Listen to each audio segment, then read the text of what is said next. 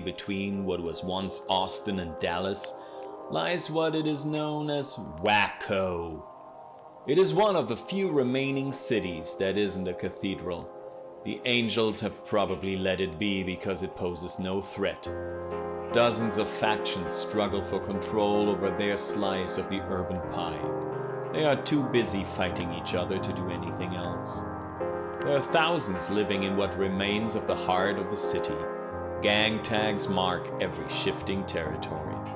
Finding anyone in the tangle of this is like searching for the proverbial needle in the haystack. That is exactly what two intruders have been hired to do.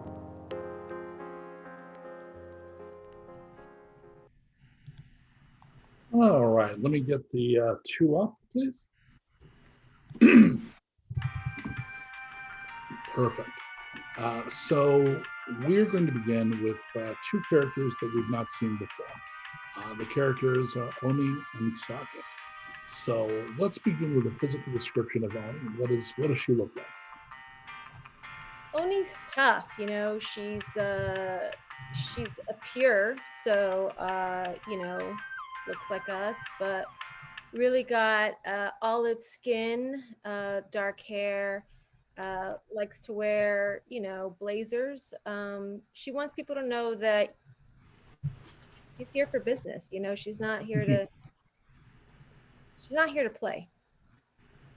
So one thing, a minor correction. Not only is she not pure, we're not using that term anymore. I'm actually going to write it out of the revision of the first book, and it's not going in the second, because pure has a whole white supremacy undertone that makes pretty much all of us really crazy uncomfortable. So we're changing that term. But what she is focused. So that just means, since we now have people listening that have the gang, it means that you took the same archetype twice. So you're not only an investigator, you're a mega super focused investigator. Yeah. So, but she's so physically, she olive skin,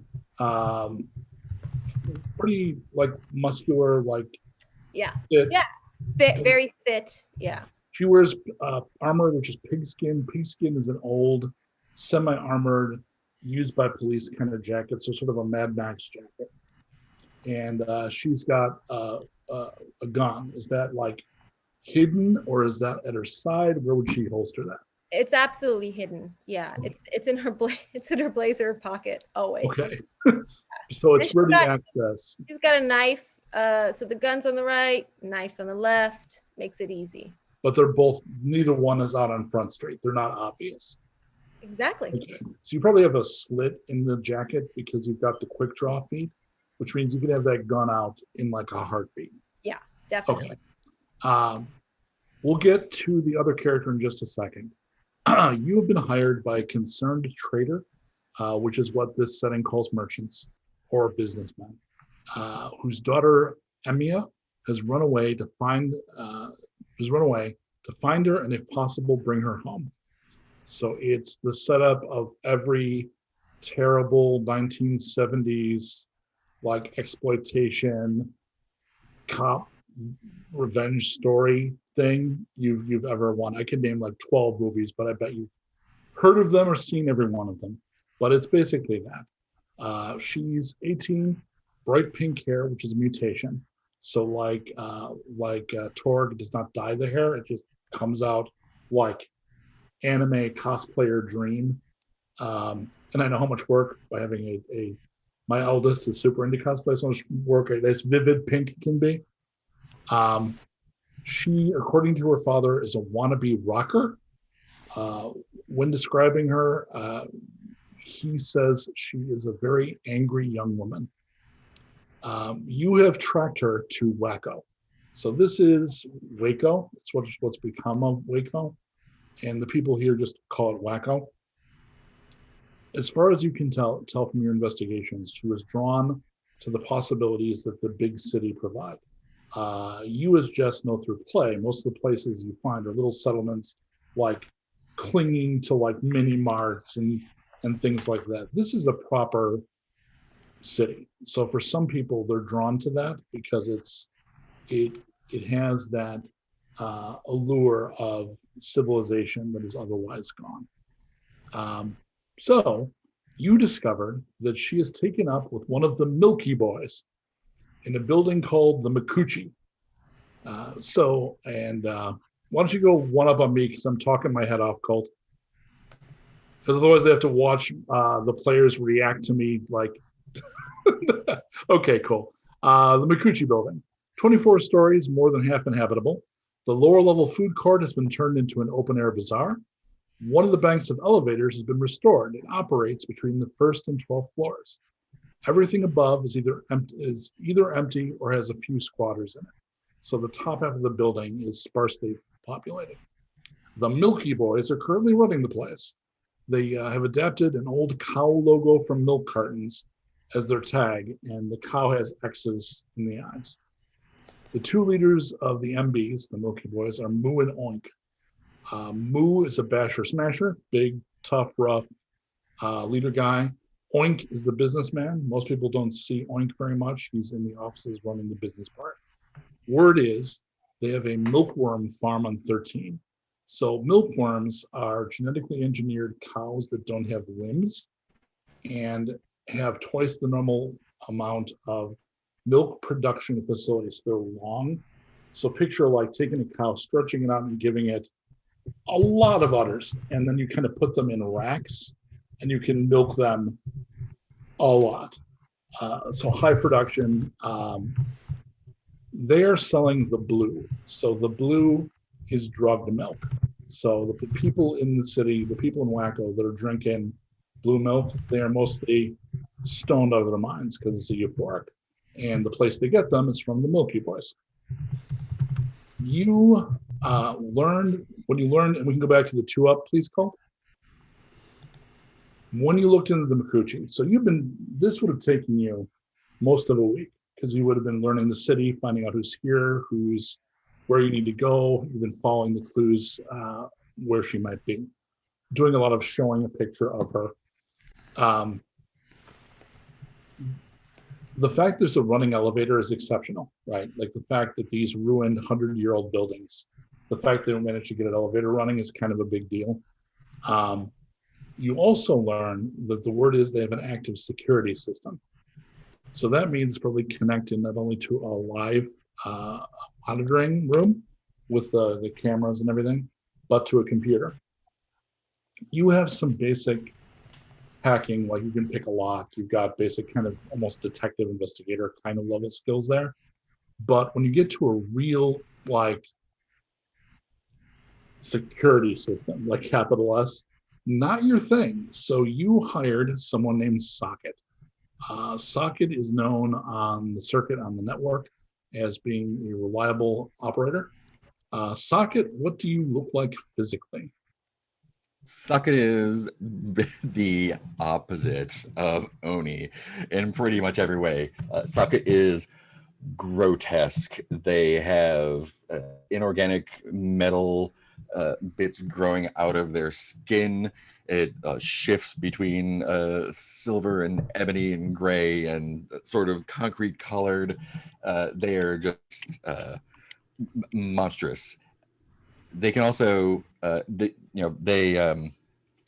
enjoy being in an urban environment because they are able to blend in fairly well when that happens.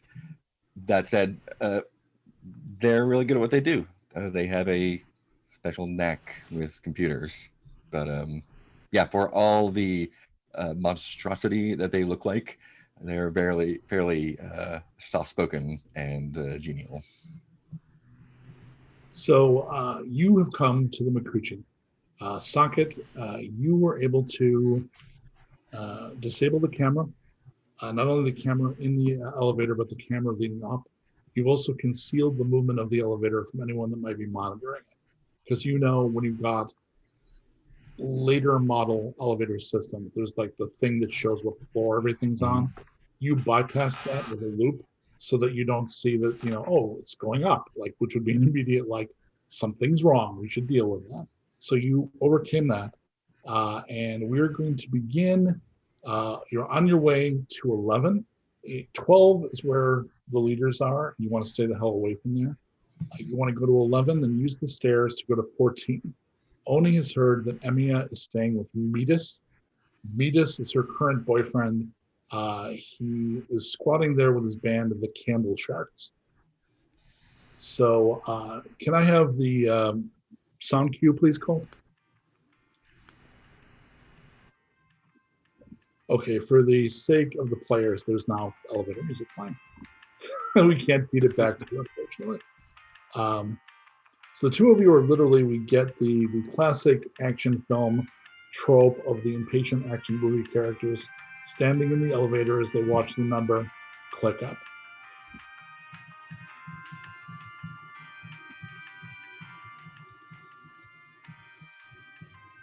If you have any planning to make, this would be the time because the doors are about to open. You know the deal, right? I know the deal. Yeah. You do your thing, I'll do my thing, okay? That's how it's gonna be. That's how we work. You better get up front so no one gets too scared. Around floor 9, you can hear the Candle Sharks rehearsing. It's taking your average like 80s, 90s garage rock band and then connecting it to Doc Brown's mega speakers. So crazy, like foundation rattling, incompetent rage rock.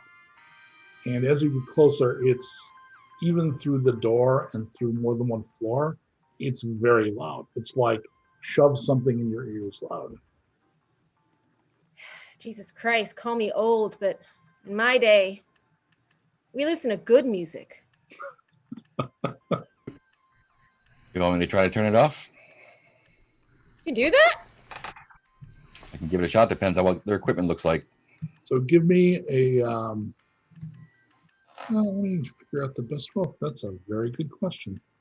And I've got your sheet, which you gave me here. Perfect. Give me, actually, that's going to be a hack for now. At 5 dice? Yep. All right. 5 and... What am I looking for? I got a 5. You're looking for 6s. I got no 6s. So the 5, if you don't get 6s, 1 or more 5s mean you get a partial success. All righty. You get a partial success. So you literally reach out, and his mutant power is basically computer telepathy.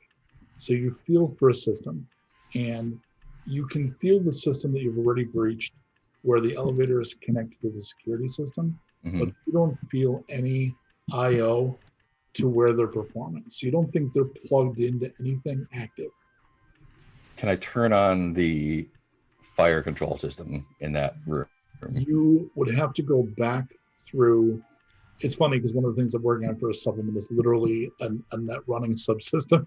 But you don't have that right now, so we'll fake it. So you would have to go back to the system you're in with the security. When you go past the node there, I think we both played, I won't name the game, but we played that. Yeah. We played a couple of those games. Yeah. And you're going to go through that, and then you would go to basically like where the life support would be, where the AC, all of that. So that would require another hacking roll. You basically got control of that main node, but not the connected node that handles the kind of the breathing of the building. Awesome. So do you want to hack that node? Yeah, let's give it a shot. Okay, so down 1 die, please. Down 1 die. Oops, let's get rid of those. So I'm at 4. Yep. That is 1 6. Okay, so now you're in, and now you want to turn off. Do you want to turn on? Yeah. Sprinklers? Okay. Whatever the fire suppression system is here. Okay. So give me another roll at 4 dice. And then what does this look like? Do you stand there impassively, or do you reach out with your hands? Or I do the kind of like stereotypical like reach out with your hand thing. It's almost like a Spock. Like yeah. Maybe put my hand on the wall because I'm trying to get systems that I'm not right in front of. So I'm sort of like put my hand on the wall, and if there's a camera, it kind of does the David Fincher zoom in through the wires in the wall. And, I got 5 and a 6 on that one. The timing is just as the doors are opening, the Halon suppression system goes off, and you hear a lot of fuck, fuckity, damn fuck, and people running, and somebody saying, idiots, the instruments. So this does not open. So what it would look like is, because a lot of this is partially bombed out, like the bombs did fall near here. So everything is blown out and then has to have been reboarded. So it would be a cross between a fully completed level and like the standard kind of open like construction level. Mhm. But where you're opening on isn't where the band is. So it's kind of an open area, and they're kind of around a corner, you think. So given the fact that you made a significant distraction, I'm not even going to worry about stealth. You just get the hell off there's no guard, which does tell you something. Like when you open, there's like not a dude standing there. And you do hear chaos coming from like over there. So what do you do? You're up, boss lady. All right. Stay behind me, okay? We're Will do. gonna take this slow. So I don't need to pull out my gun because I'm a quick draw. So Right. we're just gonna. Is there any way that we can kind of approach the scene without being seen? So do you want to approach where the rehearsing is going, or do you want to try to look at the rest of the level without that? Like, do you want to go into it or around it? I'm sorry, can you say that one more time? Do I want Do to you go? want to go to where the rehearsal is taking place, or do you want to investigate the rest of the level without going to the rehearsal? I kind of want to investigate the rest of the level. I know that the Matus, is that his name? Metis. Matus, he's probably rehearsing, but I kind of want to. It's one of the terms for sphincter. All right, so Oh. give me a stealth check. Okay.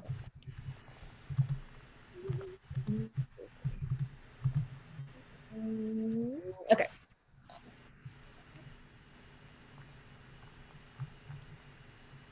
All right. Oops. That worked. Those are Yeah. D20s. Yeah. Yeah, I don't see any sixes there, There we go. but I see a six there. So part of stealth is not, so it's not entirely physical, sneaky, like how light on your feet are you? Part of stealth is framework, like can I avoid being detected? So given that you succeeded, and in this case, you're going to be leading, what's your stealth like, Socket? My stealth is at a 3, and I also have a chameleon mutation. I think it does something. I don't know what it does. Yeah, well, assume it's going to give you at least one die and things like that. So 4 dice. So he's not as stealthy as you are, but he's not hopeless. So the two of you manage to go around. So you start to see where the band, basically, because obviously they've just taken this level. I missed a part here. I'm sorry. Anyone's paying attention just figured out that I was not being bright. I said that you went to 11, then went upstairs, and then I had the doors open. I'm going to go back and edit that in. Doors open, you went upstairs. There. Now you're not in some alternate reality where I made a big mistake. Yeah. Okay. Got it. So you had to go up, several flights of stairs. So Yeah.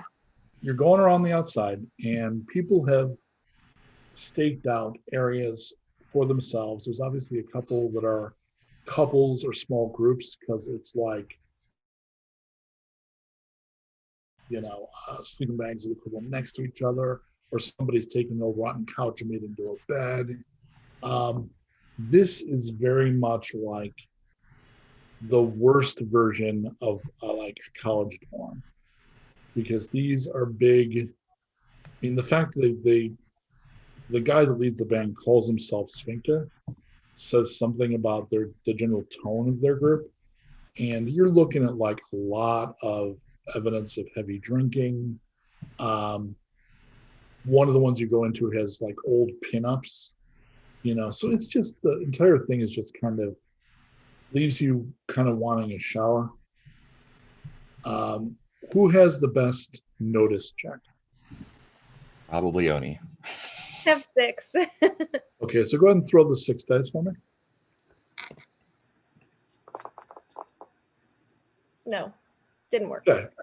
So around the corner come 2 guys and one has his jacket up over his head to protect him from the fire suppression, and the other one is holding a bass guitar and cuddling it, and they're running into the little area you are, and they stop short.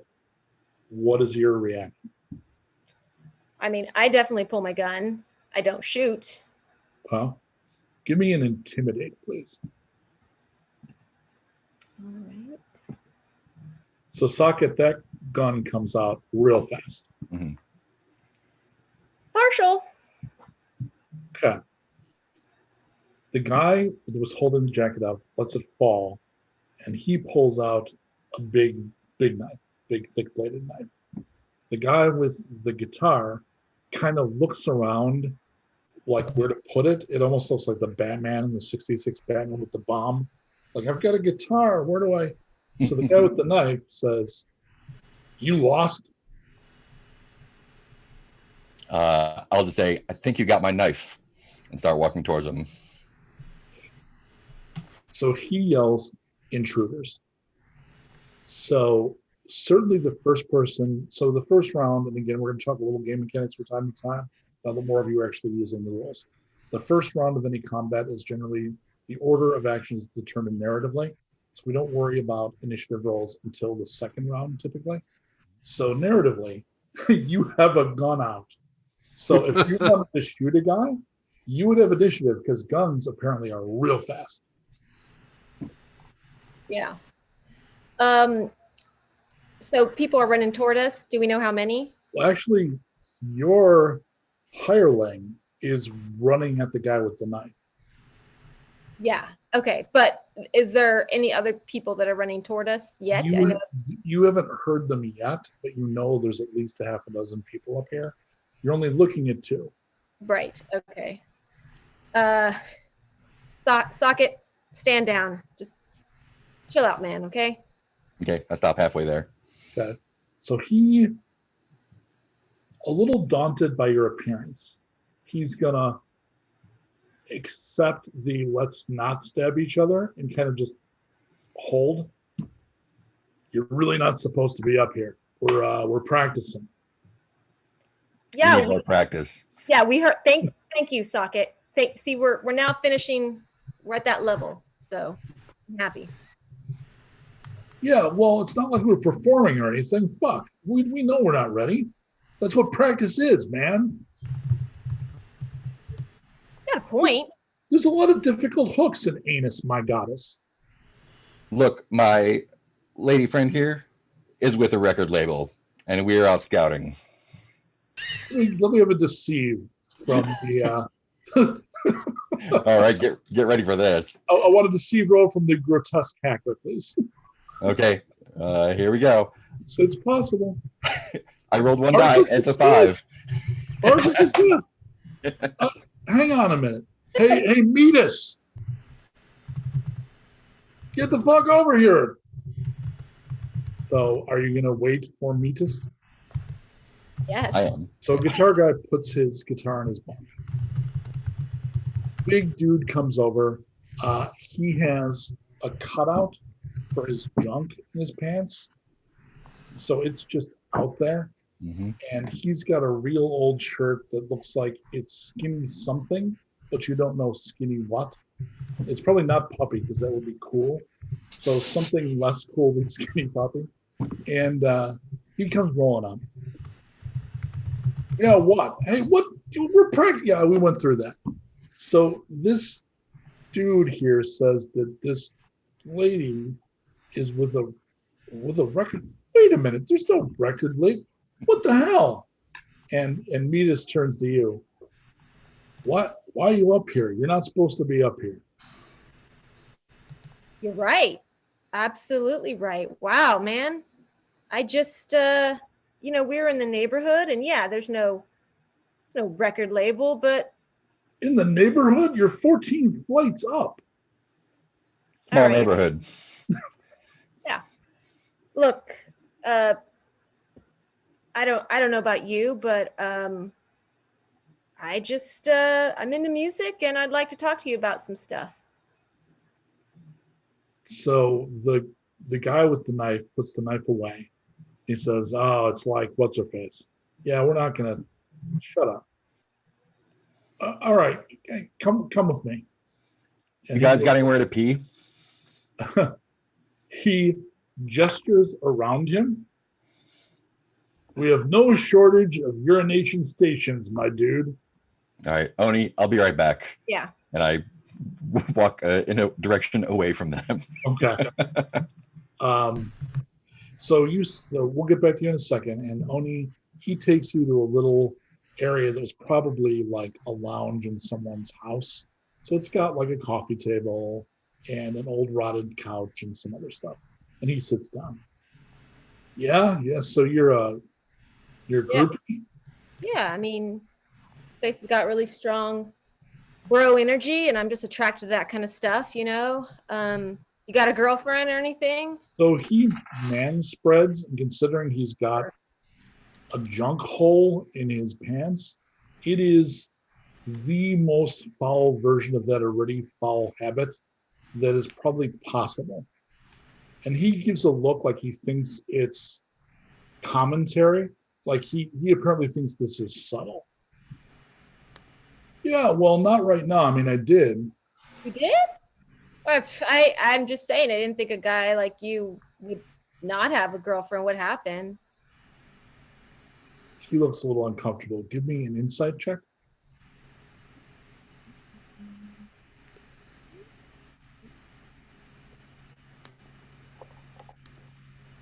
Partial. No, You're good at that. He looks sad, but he's trying to bluster past it.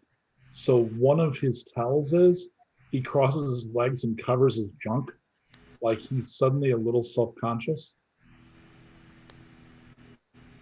I'm not sure, really. I mean, she was here and then she wasn't, right? Well, I mean, look, I'm no relationship expert, but you know, how long does she stay? Because that just depends on how much a person likes you. You know, was she here a day, 20 days, an hour?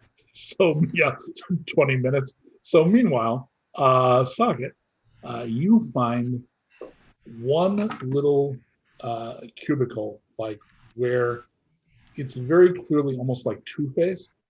Like one side is workout stuff and old ads for like creatine and just like covering one wall. And the other is stuff from an outfit called Misha Trank. So Misha Trank does like unicorns and rainbows in like the most bright, conflicting possible colors. So it is hyper femme. Like everything is like, it's not just a character with a light bulb head. It's a character with a light bulb head with rainbows shooting out of it. So one entire side of that is that shit. And clearly they were staying together.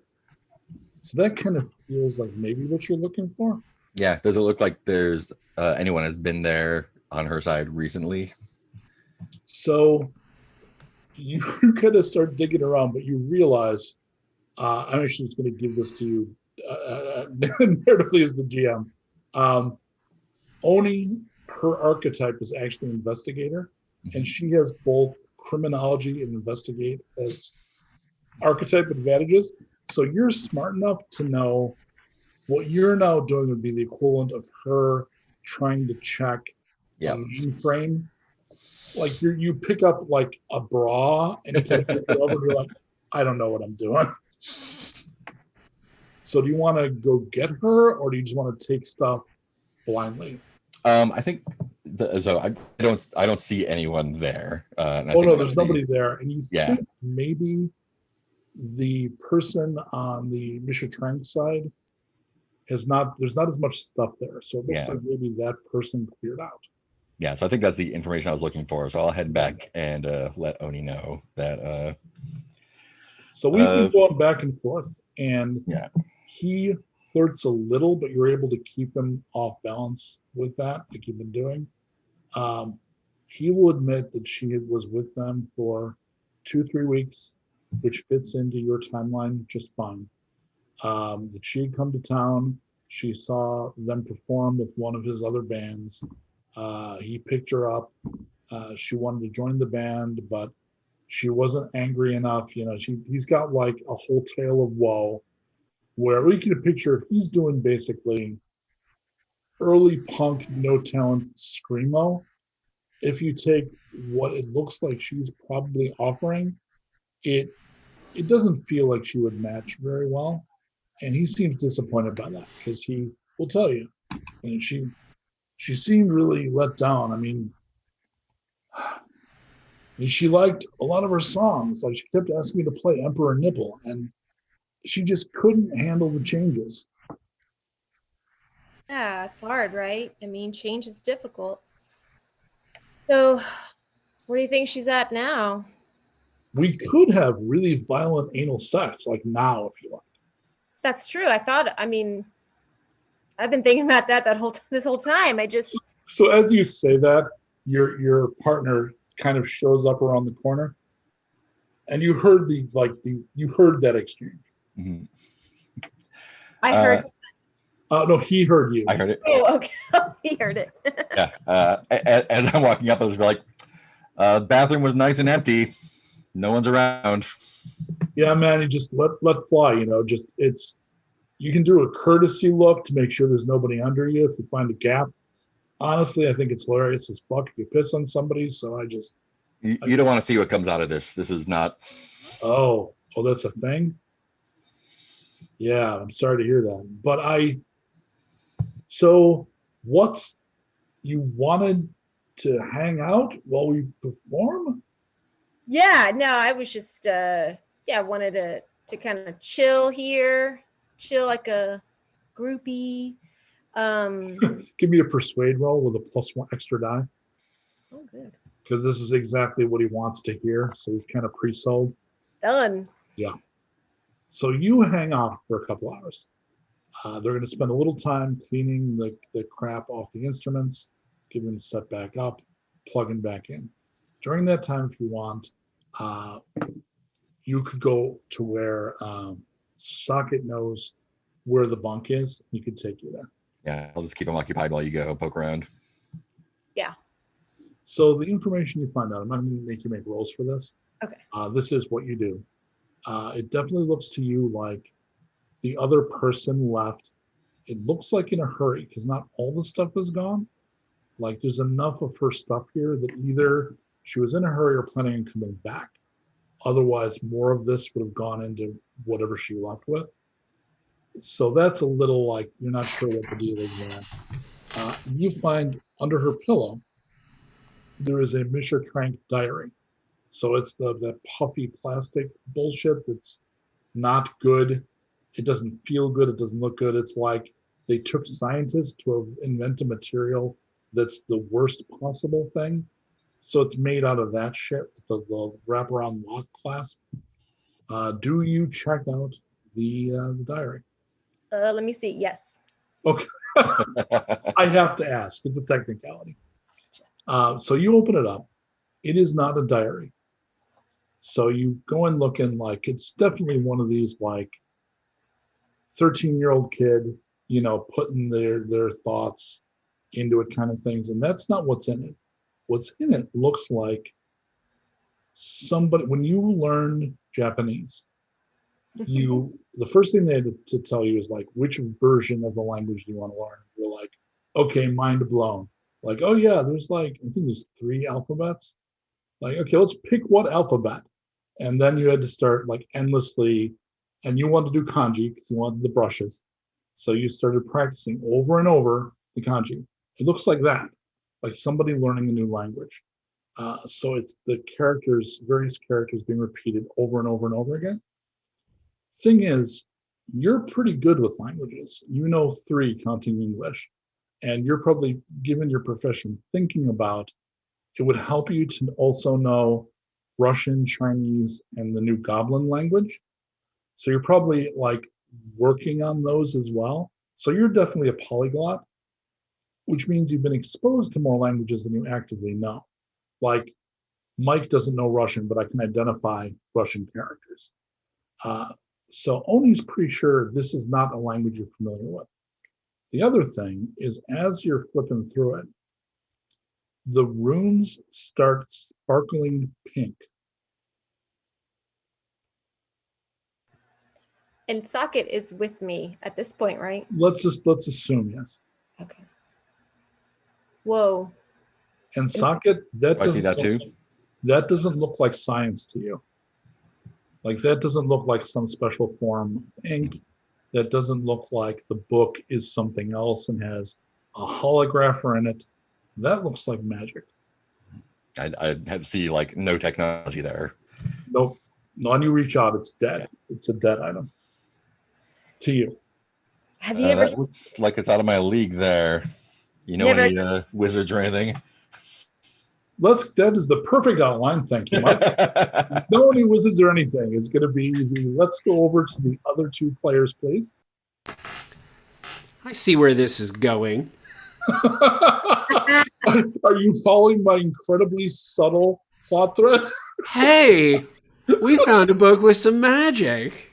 Now what's going to happen? I'm not going to get ahead of it. I'm going to stop not role-playing. So what I need to know first is, the audience doesn't know yet, but we know. But what I want to know, so we can start this scene, is who initiated? Oh, what if N'Vod, what if you found my diary? Oh, I don't know if that's what I did. I think, I do think it was a N'Vod thing, though. I think N'Vod initiated this. Interesting. Okay. Yeah, you'll see why. Well, that also makes sense because obviously I think if Dee was going to, she would have by now. She seemed to have been circling this for a while. Yeah, or she has many times and I didn't even pick up. Oh, right, it just went right over your head. Yeah. Okay, so That makes sense. Given the fact that it's N'Vod that initiated, where are you? Where do you go? Okay, so we're still near the Shire, right? Yeah. Oh my gosh. Boy, I gotta think this through. So to catch the audience up. You don't have to tell them. Let me figure out where we're going first. Right. Like, hey, Colt, can you let me know when somebody in chat figures out what's going on? Thanks. Okay. So, yeah, I don't know if anybody's on it yet. Okay. So we're at the, not Buc-ee's, but Buc-ee's. Remind me what else is there in the Shire? Not a lot. I mean, it's outside of it. There's a little garage that used to service the vehicles. It's out by the pumps. Out back, there's an area that you cleared to be a dog park. The dog park. And then there's a few further away places, but not a lot. I mean, there might be a couple of hills with places to sit. There's probably a copse of trees for a walk. You know, there's a couple of things. You could borrow the truck. You know how to drive now. Yeah. I think what we're going to do, I think where we're going to meet is at a place, at a tree, like let's say a little bit off from the place. This is outside. It's like N'Vod is going to gravitate towards the tree that he vibes with the most, and I realize he's not a nature magician, but so it's more of an aesthetic choice. It's like a tree that's vaguely edgy. Okay. If you can, like, you know what I mean, like a tree that looks I totally if get a tree has been through some stuff and has a little bit of extra. That's where he's gonna go. I can see you like kind of like trying to figure out how to lean on the tree before I walk up. So It's like a whole bunch of just a bunch of hoo-ha. I love it. It's the most Halloween looking tree. Yeah. All right. So Dee comes walking up, and let's go ahead. We haven't done this in a little while. N'Vod, physically, what you look like? Yeah, so N'Vod is a late adolescent, early, full-grown male. He is about 6'4", 6'5", mostly legs, very gangly. Has the emo comb-over, undercut kind of a hairdo. He has his most distinguishing thing is he has skulls instead of pupils, because he manipulates reality, and it ends up kind of jacking with his body. So he's got weird skull pupils. So walking up, now do you change what you're wearing, or are you in your normal? Are you on model or off, Dee? Me? This is like semi-casual, right? Like I change the bandana up all the time. Okay, so what do you look like as you're approaching the spooky tree? As I approach the spooky tree, so my name is Dee, and I am also a focused character, so I don't have any mutations on me physically, like I don't have extra arms or anything exciting or cool, no animal physicalities. I did go through a minor incident a few episodes ago that caused like the softer tissues of my body to turn silver, so my eyes and like my mouth and stuff are silver, my nails would be as well, and like I have light colored hair that kind of looks like this but is more like blondie swoopy, and I'm in like kind of like a cool like a little bit brighter green than this, but we can't do that because I'll blend into the waist. But a slightly brighter green, kind of like fuzzy, cloaky little hooded garb with some little patches on the side. And then I always wear some sort of like mood reflective bandana of sorts, changes on the day. So that's me. Okay, what happened? Now I'm walking up? Yep. Cool. Hi, N'Vod. You're looking particularly spooky today. Oh, thank you. Yeah. I try. No, it's doing the most. I was almost scared to come up here, but then I was like, no, that's just N'Vod. So I did that. Cool. Uh-huh.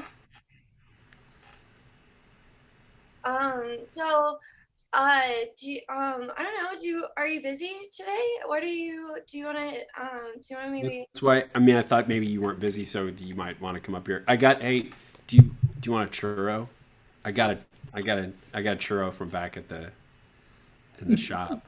Oh, I would love a churro. Oh my gosh, I love these. It's so cool. It's been in my pocket for a little bit, but here you go.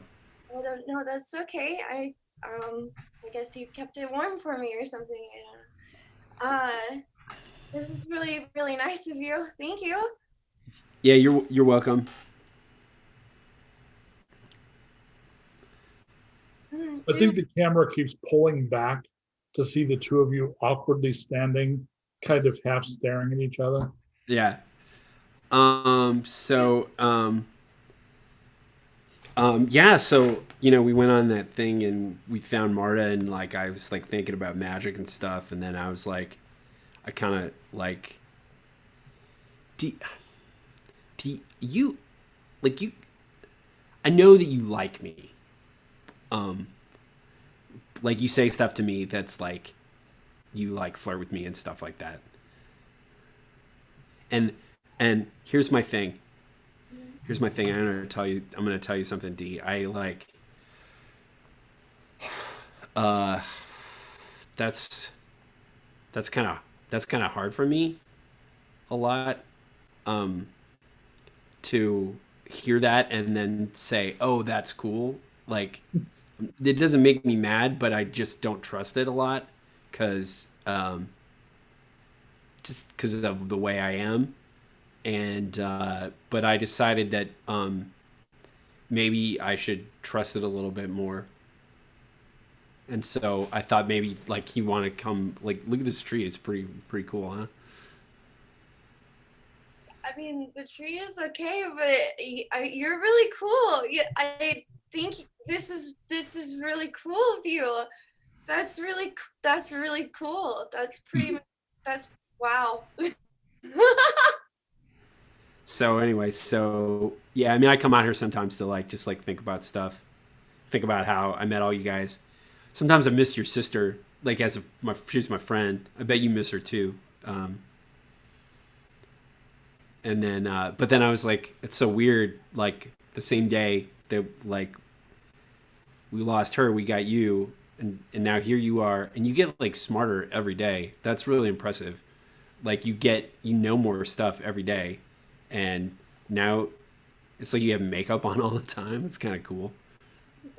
Look, I mean, I didn't take nano thing, but I put on a little kind of silvery eyeshadow, kind of match ears a little bit. Like, I Wow. think it's kind of cool. Did you talk to Winona? Like, oh, did somebody put you up to this? You're not like gonna prank me or something, are you? Mm-mm. No. Okay. I don't know. I, I still feel like sometimes I don't know everything about everything, and I just don't.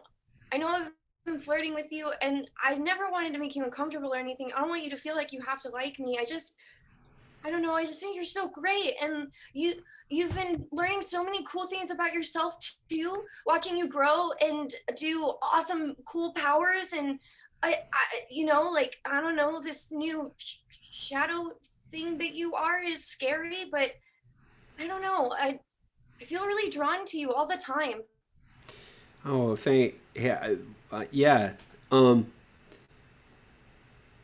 mean, like I guess the same. Also, I should tell you, like, I don't quite understand what this little shadow guy does to me. And so, like, I hope I don't ever say anything mean when that happens. Please make an insight check. Insight check. Yep. Okay. All right. Okay, that is me. That was for me, Oh, okay. right? This is for N'Vod. Yes. Here I go. Oh, Yeah, cool. Tiger got it. Thank you, Tiger. I failed terribly at my insight roll, by the way. You hear yourself whispering to you, but Yes. you can't understand what you're saying. Do you focus on it, or you keep paying attention to Dee? Ooh, ha. Ooh, I'm torn. I think I'm gonna focus on it. So N'Vod kind of looks off to the right and kind of spaces out for a second. He tells you exactly what he'd like to do with Dee. Oh. Okay.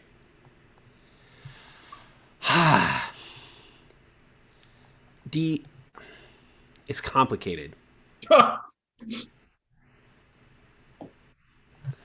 Like, so the shadow guy, he's me. Okay. Okay, let's take it back a little bit. Do you ever like know that you do something and it's really you, but you don't like it, that part of yourself? Yeah. Okay. Or do you ever sometimes have things that are really, you think it's complicated about what other people might think, and so you don't do anything about it, even if you want to? Does that make any sense? Makes sense. And the reason why is like, so, whenever I go into like my hardcore battle stance stuff, like, it's like a fugue state almost. I don't really get what's going on, and it's sort of like dialing in really hard. I don't really remember a lot. If I do it after, I feel kind of hazy, and I know it's me, but I don't think that regular D would do the things that D does. That's it. That's exactly what I'm talking about. It's like that kind of thing. Okay. I have a question for you though. Like when you are fighting and you do a battle thing, and you go, do you remember? You say you don't really remember it. So even if it felt good, when you think about it, to beat somebody up, and when you think about it later, you don't even remember if it felt good or not? So I'm going to insert here just to ask, because I think this is what I'd see on stage, knowing the two of you.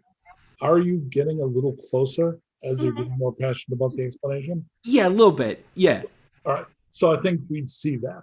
Like Yes. Dee and N'Vod getting gradually closer to Dee. Right. He's by this point he's maybe even got his hands on her shoulders as he's trying to like get to the bottom of like how this is going on. Like Yeah. what like trying to understand her thing too. Okay, so you just asked me that question. I would say, so how do I say it? I don't do it because it feels good. I do it because I know I'm good at it and it helps people. So whether it feels good to me or whether it hurts another person, as long as it helps our team, I'm gonna do it. Okay. But like But I don't really like remember it. You know what I mean? Like I could never give you a play by play. I just know vaguely that that happens to me. Everything's kind of fuzzy. Like if you were trying to play back any of those old movies that we try to watch sometimes, you know? if you could and you knew it would help people when you kicked the crap out of somebody, would you want to remember it better? Or are you glad that you forget? I don't think I could take remembering that right now. I'm really glad I don't remember. Okay. N'Vod remembers actually seeing blood on her hands. A couple of times she's literally ripped people apart, Right. barehanded.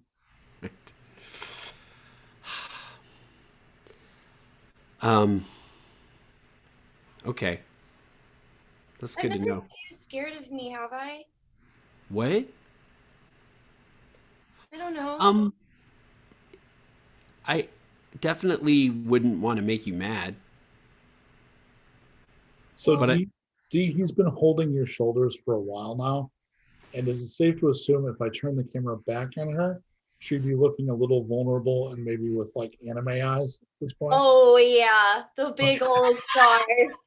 Oh my god. I mean, of course, like if you panned the camera back, she would Yeah. be like, "Oh, really?" So N'Vod, that's what you're looking at.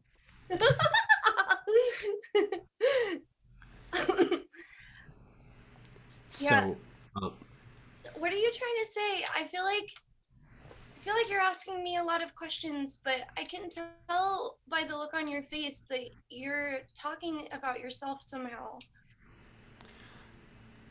yeah, like, if like,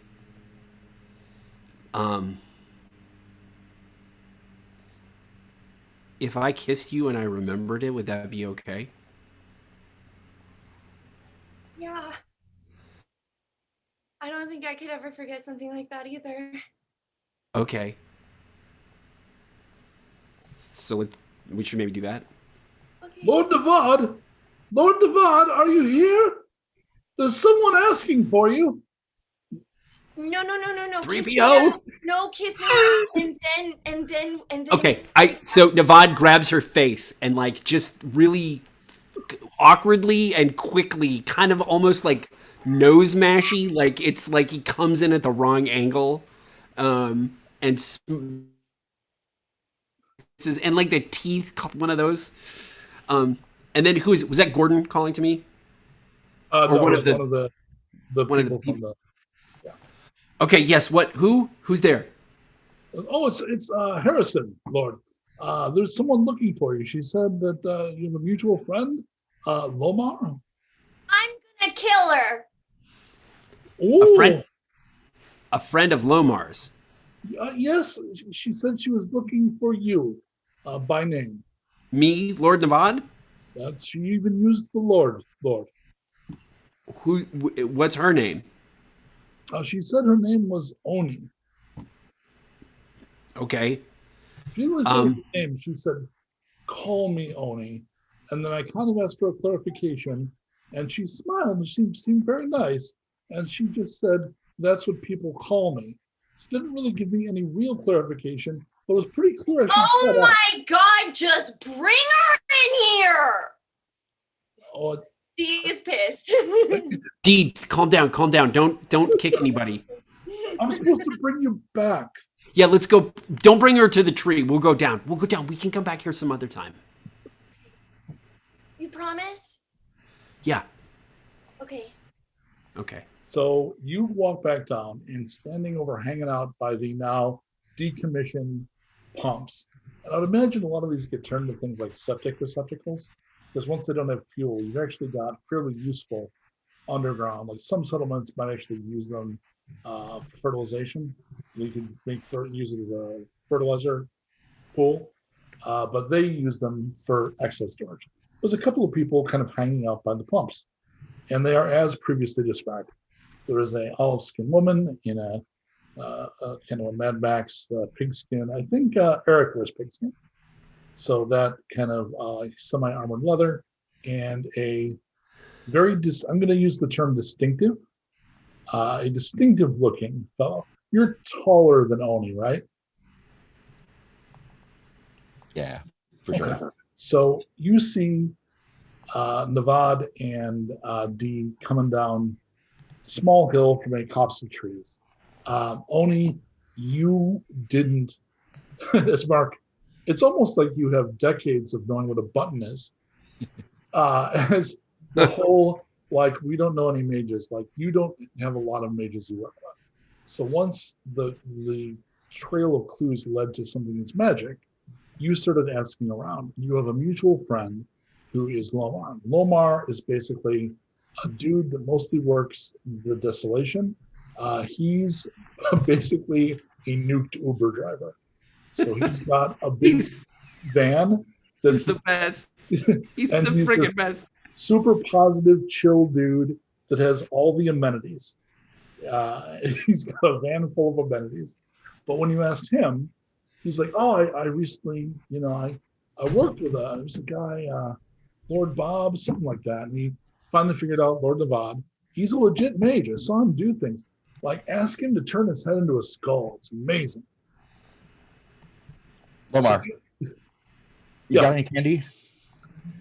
He absolutely does. He also has wipes and water bottles. And Can I get some candy from you, man? he's legit. He's got candy for you. Awesome, thanks.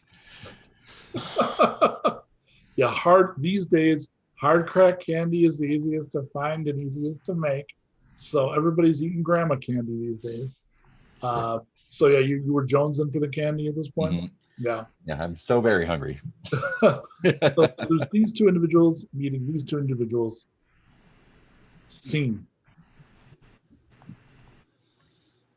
Hi, how are you? You guys look hungry.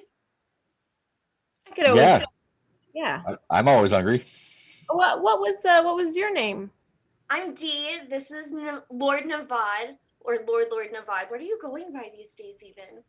I mean, Lord? Mm-hmm. well, Cool. so it's complicated, but I was Lord N'Vod before I got here, and then when me and my friends got here, all of the people who live here in the Shire called us all lords. So technically, I was like Lord N'Vod. It's less. My friend Winona is would be technically Lord Mayor Colonel Winona Taralaila Doctor. BMD DVM.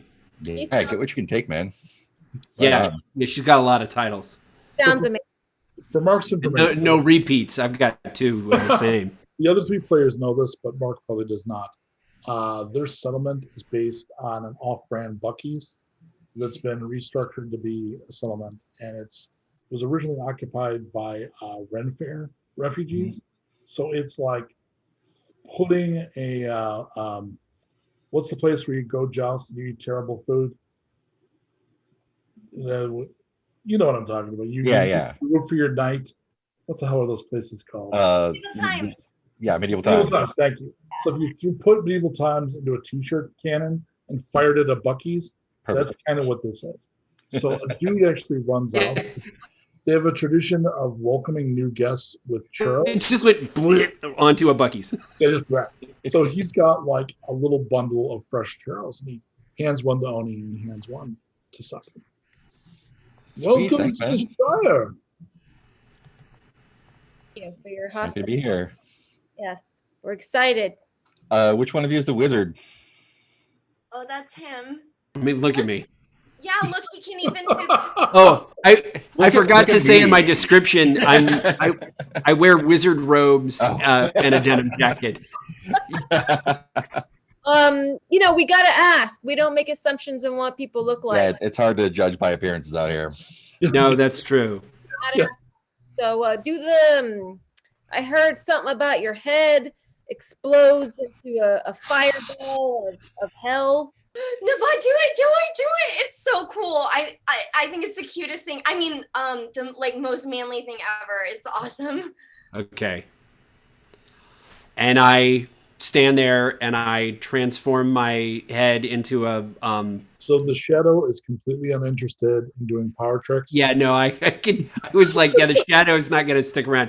Nope. So what you see is my head bursts into a slightly too cute anime-ish kawaii skull surrounded by kind of a light blue flame. So it's a little bit like the little dude from Undertale, that little Yep. The skeleton. Yeah. little skeleton guy. He's got that like that kind of vibe, but it's like Ghost Rider. I mean, I've got like a skull for a head, and it's like wrapped in blue flames. And then I can. So this is the thing. We're impressed. Right on, man. Yeah, Yeah, thanks. yeah. You look. You seem a little young, but Don't judge by appearances, right? Yeah. I didn't say anything. I said you seem young, but you made that assumption yourself on that end. So I guess that's true. look, we don't have a lot of time here. You're the person to come to. D, was it, or was it B? Got it. We have a diary. Not really a diary. Looks like a diary. It's got some stuff in it. It's a book. Pink magic comes out. Can you help us with it? Why are you guys in such a hurry? Look, She's not a job. it's a job. I got a gig. Okay, so Where did the book come from? Do you know who it belonged to? this person of interest, if you will. I don't want to give up too much information, but I'm trying to find her, and this is the only clue I have. Sorry, Socket, you are in this, and I see you. I am working for you, so that is totally fine. Sorry, we got our names out. What were your names? Socket and Oni, I thought I would assume somebody had announced me. Again, I'm the one making assumptions at this point, but that's So Harrison said that you're called Oni, and that's when he got us. well, that's what you need to know. What I need to know is, can you help us? Do you have another name besides Oni? Can you help us? I mean, that's Well- a really weird, like specific way to say your name is what it is. Look, where I come from, that's how we talk. All right. My name is Socket. Hey, Socket. Fun fact, I called him Sprocket for the first 2 days I knew him. He didn't correct I me. didn't say anything. It was, yeah. I didn't want to be rude. I can see why you're an intimidating lass. I get it. Lass? Sorry, I'm still learning words sometimes. That makes sense. That's not the right, but okay. Back to you, Lord. You were saying something. Oh, I was just gonna. So, Socket works for you. What does he do? This and that. That here and there, yada yada yada, blah blah blah. So, if we helped you, would we be doing that or this? I think it's the other thing you'd be doing. I got this and that covered. Oh. This So, what I'm sounds saying is, would you better. pay us? Oh. We can settle on a price. What do you want? What do you need? Well, I guess it depends on the job. You want me to look at a diary? It's not a diary per se. Again, judging a book by its cover. I thought we learned that lesson a second ago. It's a book. You open it. There's characters that I don't know. I can't read them, and I'm a language lover. But pink magic pours out of it. So we're going to go ahead and pull back the camera a little bit. We've just explained this before that we're not in the stream going to worry too much about money and bartering. Right. On your tabletop game, we encourage you to go ahead and use the rules for that. It would be incredibly boring to watch. So Oni was paid some money by the person who hired her. She'll cut off some percentage of that to pay the characters. It ends up being all negotiations end up ideally being equally disappointing to everybody. That's kind of the balance point you're looking for. And you reach that point, and let's say the group reconvenes inside what would have been the little food court area in the middle of the the settlement area. From whence the churros come. Yes, the hot churro machine is over there. Okay. And, They got churros here. Have you seen this? This is amazing. It smells good in here all the time. It's my favorite place to come in. And you can just eat churros whenever you want. Yeah, it's great. Oh man! After this job is over, I'm going to have to talk with you guys. So, do you pass over the book? I do. Will you accept this book? Yeah, sure. I'll take a look at it. Make a sense test. This is magic, so we're using the enhanced because of your feet, which I think is an extra die. Okay, so I get extra die on this one. And yes, to the question. Got it. Okay, 5d6. Here we go. Rolling. And yeah, got it. So it is definitely magic, and it has magic invested in it. Aha. So sometimes you felt magic, you felt sources of magic. We've described threads of magic and following them. This has got magic, like magically stapled to it. Oh, it's stapled to it. Not soaked in it, but like... It's invested with magical energy. It's attached. Okay. I mean, yeah, this is magic. Okay, is it the kind of magic that somebody would be hunted for or run away from, or? So you haven't opened it yet. That's just what you learned by just grabbing it. It's like, well, I'm gonna have to take a look. And what is it? It's pink. It's a pink book. No, it's Misha Trank, which rhymes with what it actually is, and is a horrifically multicolored, super girly, like kind of toy diary looking thing. Gotcha. Okay. Well, I call it pink magic, but I'm no mage. That's a layman's sort of vernacular. I mean, I can open it up. Open it. It's so cute. So I'm gonna open the cover. So you see what she said. It's somebody practicing runes. About 5 pages in, the runes start having invested magical energy. When you read those runes, they come to life and sparkle pink. Okay. So no roll necessary for this. This looks to you like it comes from the tradition called inscriber, which is mages that take their magical energy and they create effects by inscribing them into scrolls and things, and then to use the magic, they expend it. So it's all about taking magic, gathering it, and investing it in things. Right. This looks like somebody learning it. So doing like, Lisa's first inscription exercises. Sure. So you're familiar because you've been taught by Gordon about the other traditions. Yep. Like you've encountered blood magic, you've encountered coven magic.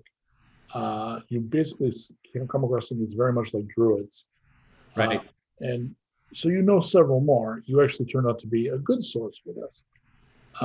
You remember hearing about a wind turbine, which is out the direction of Waco. So it's like halfway to Dallas. And the turbine, somebody was covering it with runes. And nobody was able to figure out why. And you were always curious about it, but it's the only example you can think of inscriber magic in the area. Okay. So, okay. Look, this is a book of somebody who's learning how to do this kind of magic, which is they write these inscriptions. They inscribe things with runes, and then that's how they do the magic. That's not my thing.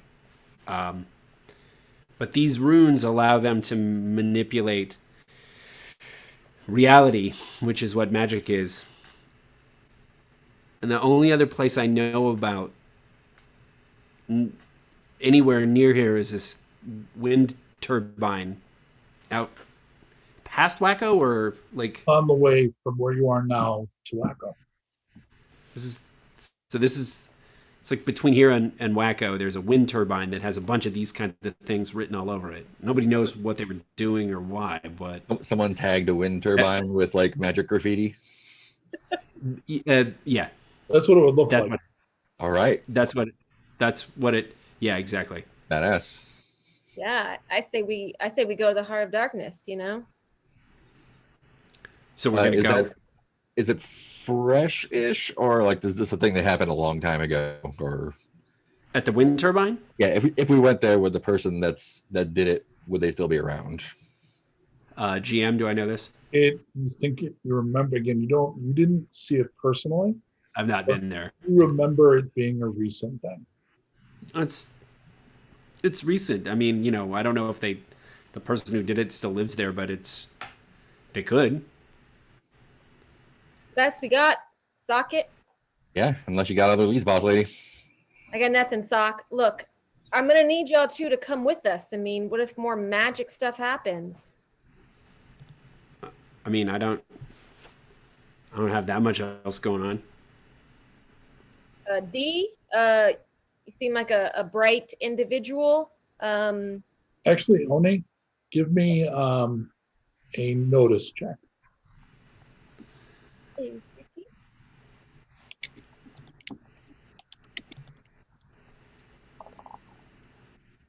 Yes, I am successful. The way Dee moves is like a skilled combatant. So there is, despite the fact that she's got a very almost OG, like charming innocence to her, the way she moves is like a combat hardened fighter. Right. Yeah. Yeah. I got the gun. Sock's got the brains. And the Lord good has- looks. That goes without saying, Sock. I mean, come on. I haven't taken my eyes off you, and I've been talking to them this whole time. Looks like yourself in a situation. I definitely can. Yeah, let's do it. This sounds fun. Ask to get paid. Oh yeah, we worked that out. We worked that out. We already So got the there'll deeds. be another cutaway where you negotiate for a little more money. Because the first rate was just for looking at my damn book. Oh, right. The second Right. rate is like, come with us, do a thing. Don't go with her for free. It's I not. also assume that Oni is going to explain the case and what she's doing. You want me to explain it to them when I'm No, doing I'm it? just asking if you do. You don't have to do it. Like, does Oni tell them we're after this girl? No, I mean, I told them that we're after an individual. They're kind of on a need to know basis. Ooh, okay. Okay, well, I'm going to give this a 5-minute bio break. So, Colt, Okay. can we go to the magic ad slide? All right. Our 4 brave wasters head out into the waste. You are headed back the direction that Oni and Socket just came from. So the fact that it's out Wacko way makes some sense. Like the fact that this isn't just coincidence, it might be connected to your case. Considering it's out that way, it's less likely to be an aberration. It makes the possibility that this will actually be connected is higher, but it's still not 100% because it's really it could definitely be circumstantial. Like runes there, kind of the same area. That's 100% match. Like that's obviously not the case. Oni's obviously followed a lot cleaner, like chain of clues than this. Right. But at least it's something because you've come up dry other than that. So as far as you can tell, the girl, Emilia, lived with Metis, was hoping to become like voice of her generation, angry screamer, clearly little girl lost finding herself, very tropey, like again with investigators. There are a couple things like the real hackneyed ones you hear in movies a lot, although I've heard from a couple of professionals. If somebody says, I think my partner's cheating on me, the investigator usually goes, well, they are. Because if you're suspicious and you came to me, the odds say it's a 90% chance that I'm going to find out that they are.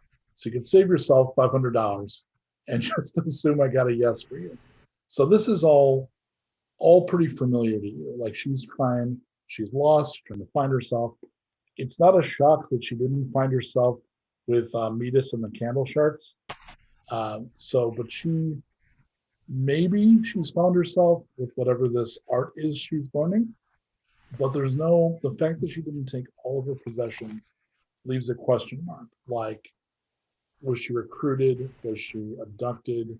Is it willing, unwilling? Like what the situation is, very hard to tell given the state of her room. Or was she in a hurry just because Metis is a big brute?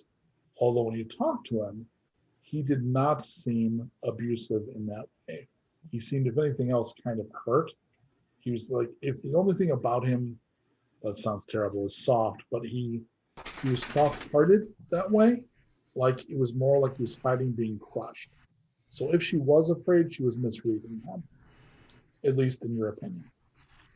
All right, you are heading off across the waste. Who has the best land lore skill? Not me.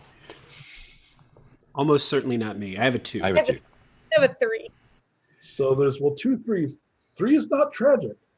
Okay, so given that none of you is actually any kind of tracker, you would follow the highways because here to Wacko there are highways, and even if it's not great to travel on them because a lot of them are so broken, they're very treacherous. But it's always within sight. I mean, we know Texas, like you can follow it by look. There's a clover leaf over there. We know what that is.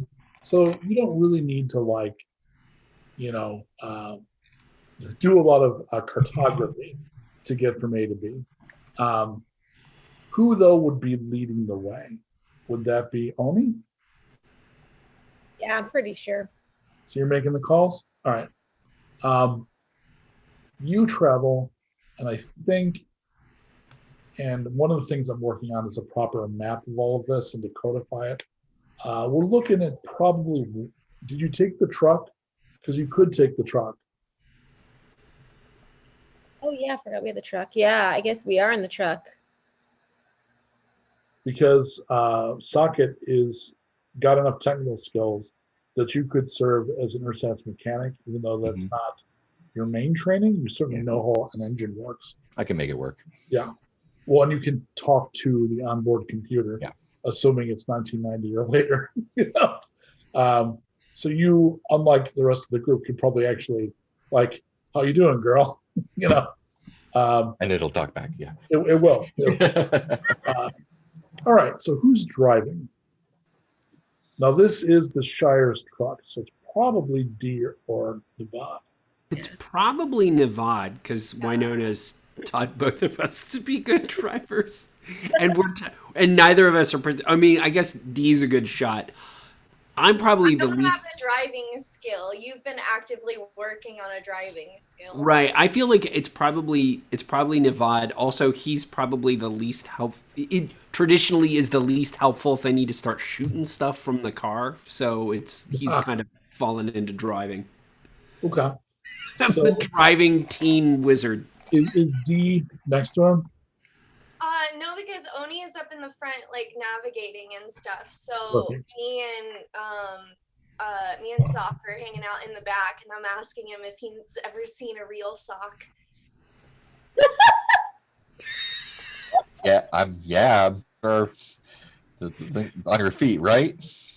Well, yeah, but I mean, like, a lot of people don't wear socks, and many of the ones I've ever seen are really crusty. I've never seen a clean sock before. Yeah, I mean, I don't need them. This is just me. So, yeah. So you can't really tell if he's not wearing anything, but you can't really tell because his skin is just like he's like Ben Grimm kind of in that way. So, You're a postmodern sculpture. yes, socks are not my thing. Love it.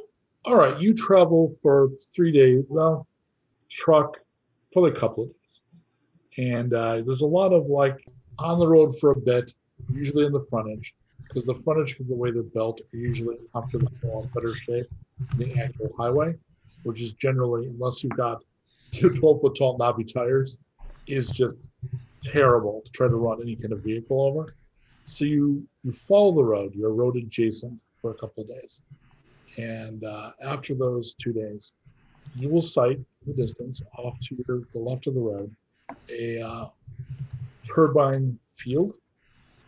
On that field, it probably at one point looks like maybe 2-3 dozen turbines. Only maybe 5 of them are anything just but like half broken off masts. And only a couple of them actually have proper blades left. Okay. And one of the ones that has blades is mostly broken and not turning. There's only one that's turning, and it's turning real slow. The wind is not very high.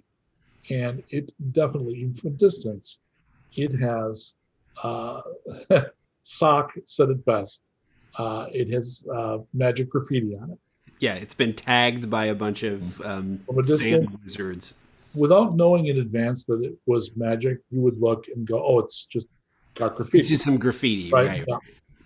And that's pretty common. Almost everything has a steady sheen of graffiti over it. So you approach. Yeah. So we're still in the truck though right now, right? You'd have to go off road, you think, although you could start looking for side roads and turnoffs. But some of those fields, from having been in this area, they would have been off-road to go do maintenance. Like there wouldn't be a full network of roads there because they'd be like a field. Is the terrain like drive overable, or does it look like it is, but it's rough and dry? So it'd be like this. Yeah. Yeah, we definitely go toward it because if anything happens to the truck, we got old Socket here. Is there a place where we can sort of park the truck hidden from the view of it, like from another? Because you're approaching at a distance, you can definitely look in terms of you're looking at your turnoffs. You look for one that's got a place with a structure that you could stash the truck and then head in on foot. You find a place like that. It maybe a tire place, hard to tell. It's picked over, but it's that shape. So it's got what would be at least serviceable as an awning, so you can get under it and not be immediately visible from a distance. Perfect. Yeah, so we just sort of park there. And then I sort of take Lord N'Vod off to the side to have a private conversation. Dee, can I borrow Lord N'Vod for just a second? No probies. So then we sort of walk away from them out of earshot. So Oni, I'm not going to make you roll because you've got a really good set of perception abilities. You can almost see the little hearts over Dee's head. That's not going to miss you. So the two of you head off. I'm going to put that scene on hold for a second. Okay, great. Because you leave, and then that leaves Socket and Dee next to the truck in the little area. Socket would probably at this point poke around in the If it's like a tire place, Yeah. just kind of scavenge a little, see if there's anything cool left around. So someone I'm else might pass looking over. at the signs that are here. It actually wasn't a tire place. This was the kind of place you go if you're like an asshole in his 20s with a lot of money that loves cars and wants to like have expensive rims and NOS put on and like just feel like spending money on your car. It was that kind of place. Like useless runner lights that weren't even legal in some jurisdictions. They'd put those on for you. I need you to make an awareness test. Awareness.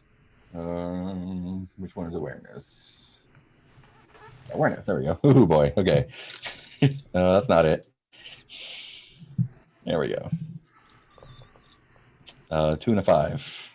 Okay, so that's not terrible. All right. So what the camera sees is as you're going through one of those, at the time would have been, I think those things are like $1,200. You know the super-sized fancy tool chests with a million drawers, like Snap-on sells them for. Oh yeah, I lost that for those. Yeah. Oh yeah. I wanted to put miniatures in them. So nerds, you're looking through one of those and you literally pull out a socket, and that's when the camera sees the ghouls moving in the background. The what moving in the background? Ghouls. Ah, okay. Meanwhile, outside, Oni is talking to N'Vod. Yeah. Right, kid. So a couple things here. I don't get magic. I don't understand it. I don't particularly like it. So you're just gonna have to guide us through this. You know, if you see something, you tell me immediately. You hear me? Okay, I got it. Okay, you can make your head do a funny thing and everyone laughs, but at the end of the day, this is my operation and I need to find a person, okay? Oh, you got it. Gotcha. Secondly, what are you, 15, 16 and a half? I'm probably 18. No, I don't know for sure. I think canonically you're 19 now. Oh, 'Cause that your old? Birthday, we started you at 18. The We group started at 17, so I think I'm 18. Yeah, you're probably mid 18. Yeah, okay. Being young, you know, trying to find your way through this world. Yeah. Was that a problem? I'm not done. Can you give a person a second to collect their thoughts? Okay. I don't know what she sees in you. I really don't. Okay, my point is, the person I'm looking for is roughly your age, okay? She's got some angsty issues. I mean, I still am angsty, you know? I don't like anyone. I mean, I can barely tolerate Sock, and they're really good people, you know? But these hormones, if you will, that are raging through your body, would you ever take off from the Shire in a hurry, leaving your bag of tricks behind? What would compel you to do something like that? Would you ever get so mad at life that you're like, bye? I mean, maybe in a different life, I'm kind of pretty happy there right now. So maybe, but maybe, I mean, the only thing that would make me leave in a hurry that nobody knew where I went would be as if I were kidnapped. Okay. That would be my thing. I'm not saying I want to be kidnapped. I'm just saying that's what it would. And I'm not going to kidnap you. I don't want you. You know, after this is over, we're going to go our separate ways. Good. Good. Good. Meanwhile, the ghoul attacks Socket.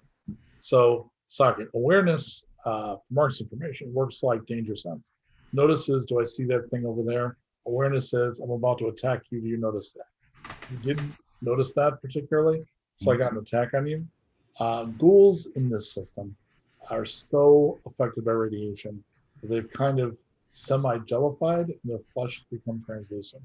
So they're very, picture Lankmar ghouls. Yeah, but on a irradiated tip. Yeah, they're like faded. Yeah. Yeah.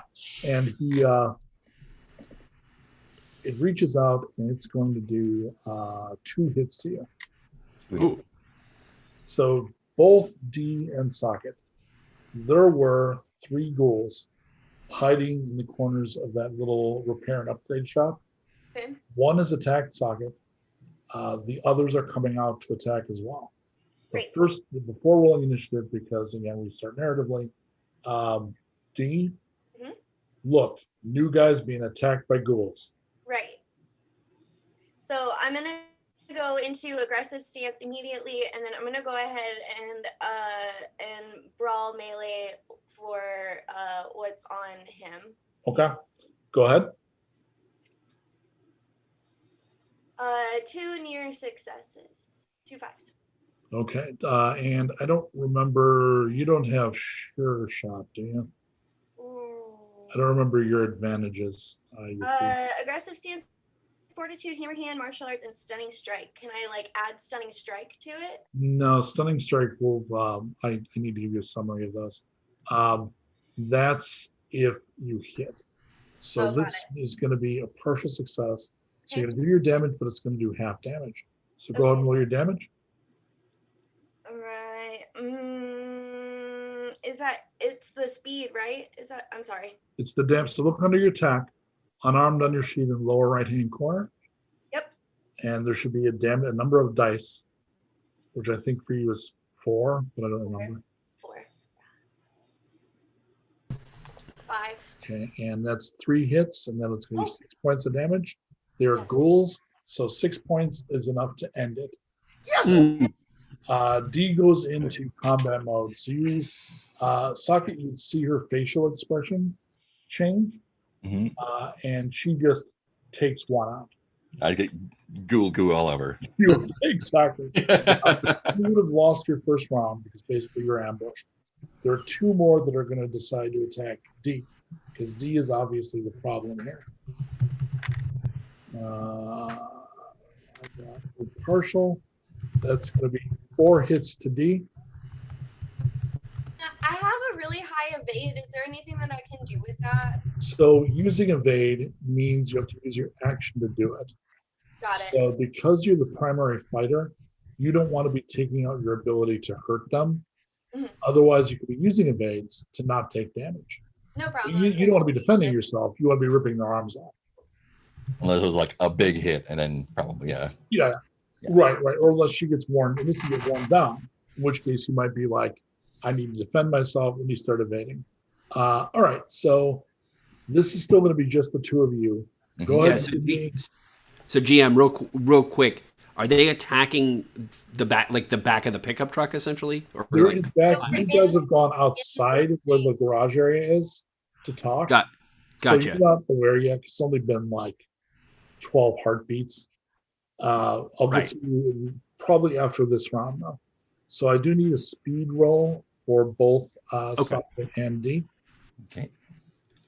So you just roll your the number of dice for speed, add them together. Good Lord, D. That's a lot. 32. I got 1, 2, 3, 4, 5. It'd be less than 32. 8. I got a 23. Okay. Both of those are a lot faster than ghouls.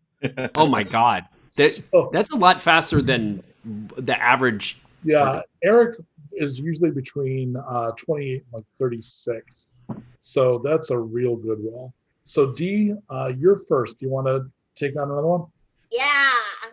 Okay, go ahead and do your melee. Okay. Oh wow.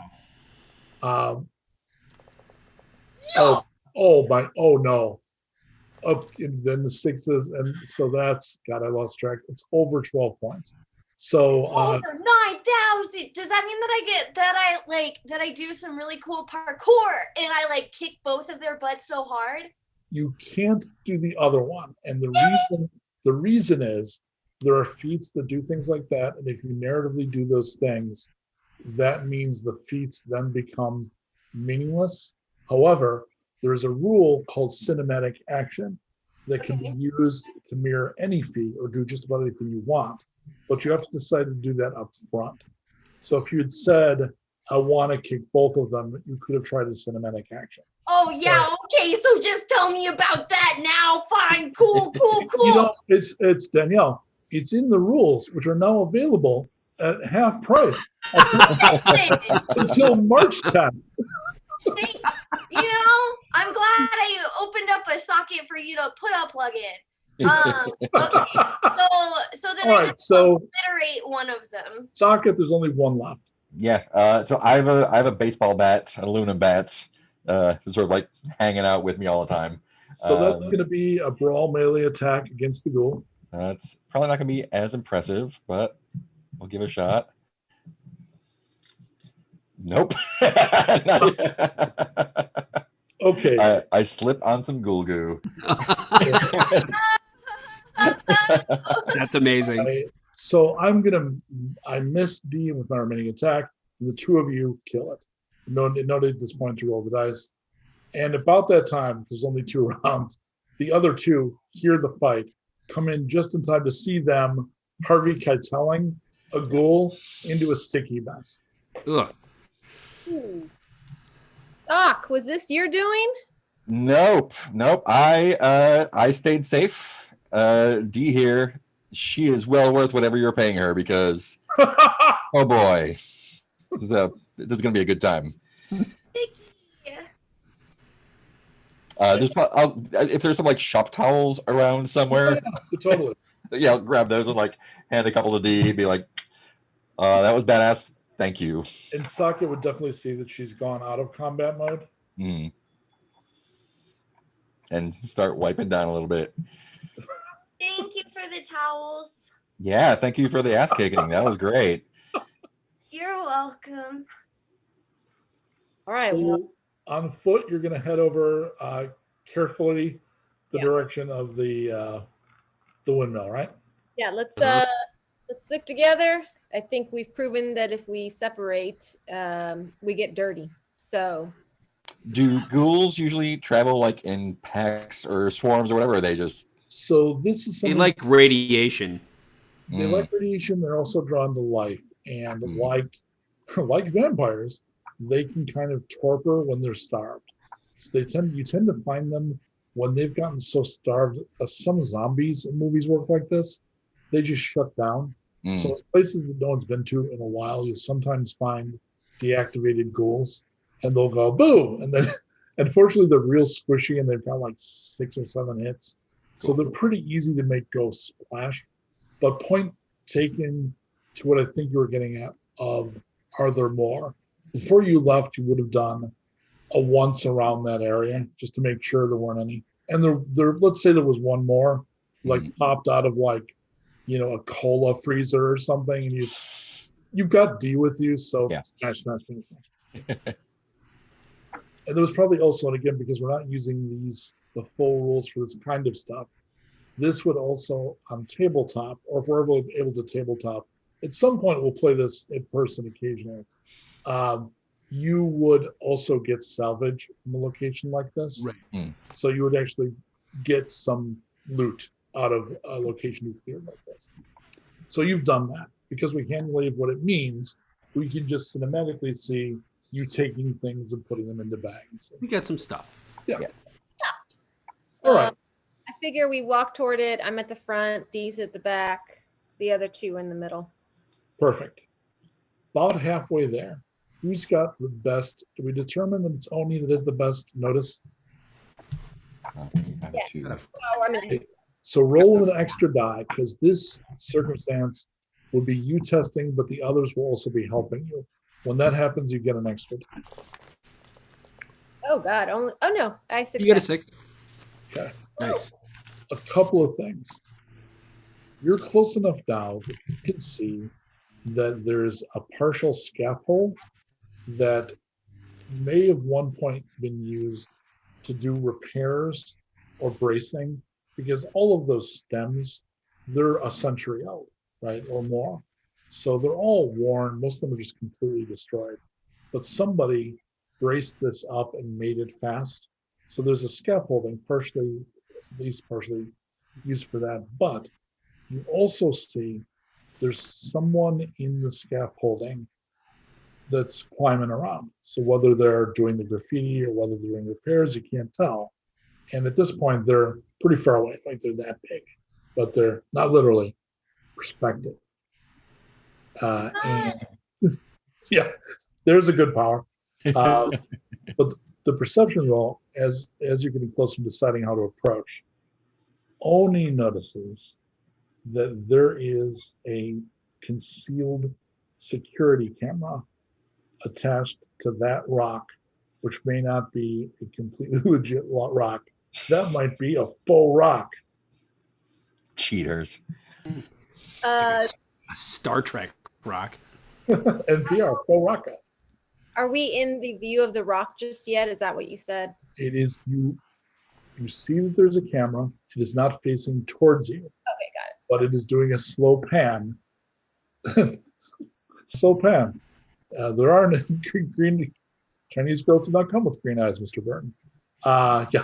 So it is moving gradually your direction. Got it.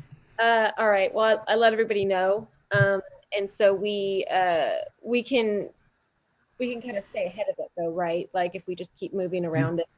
You can. You got to move. I could try to make it stop. So do you want to try to connect from here? Yeah. Do a hack down Oni, one. you want me to take this one?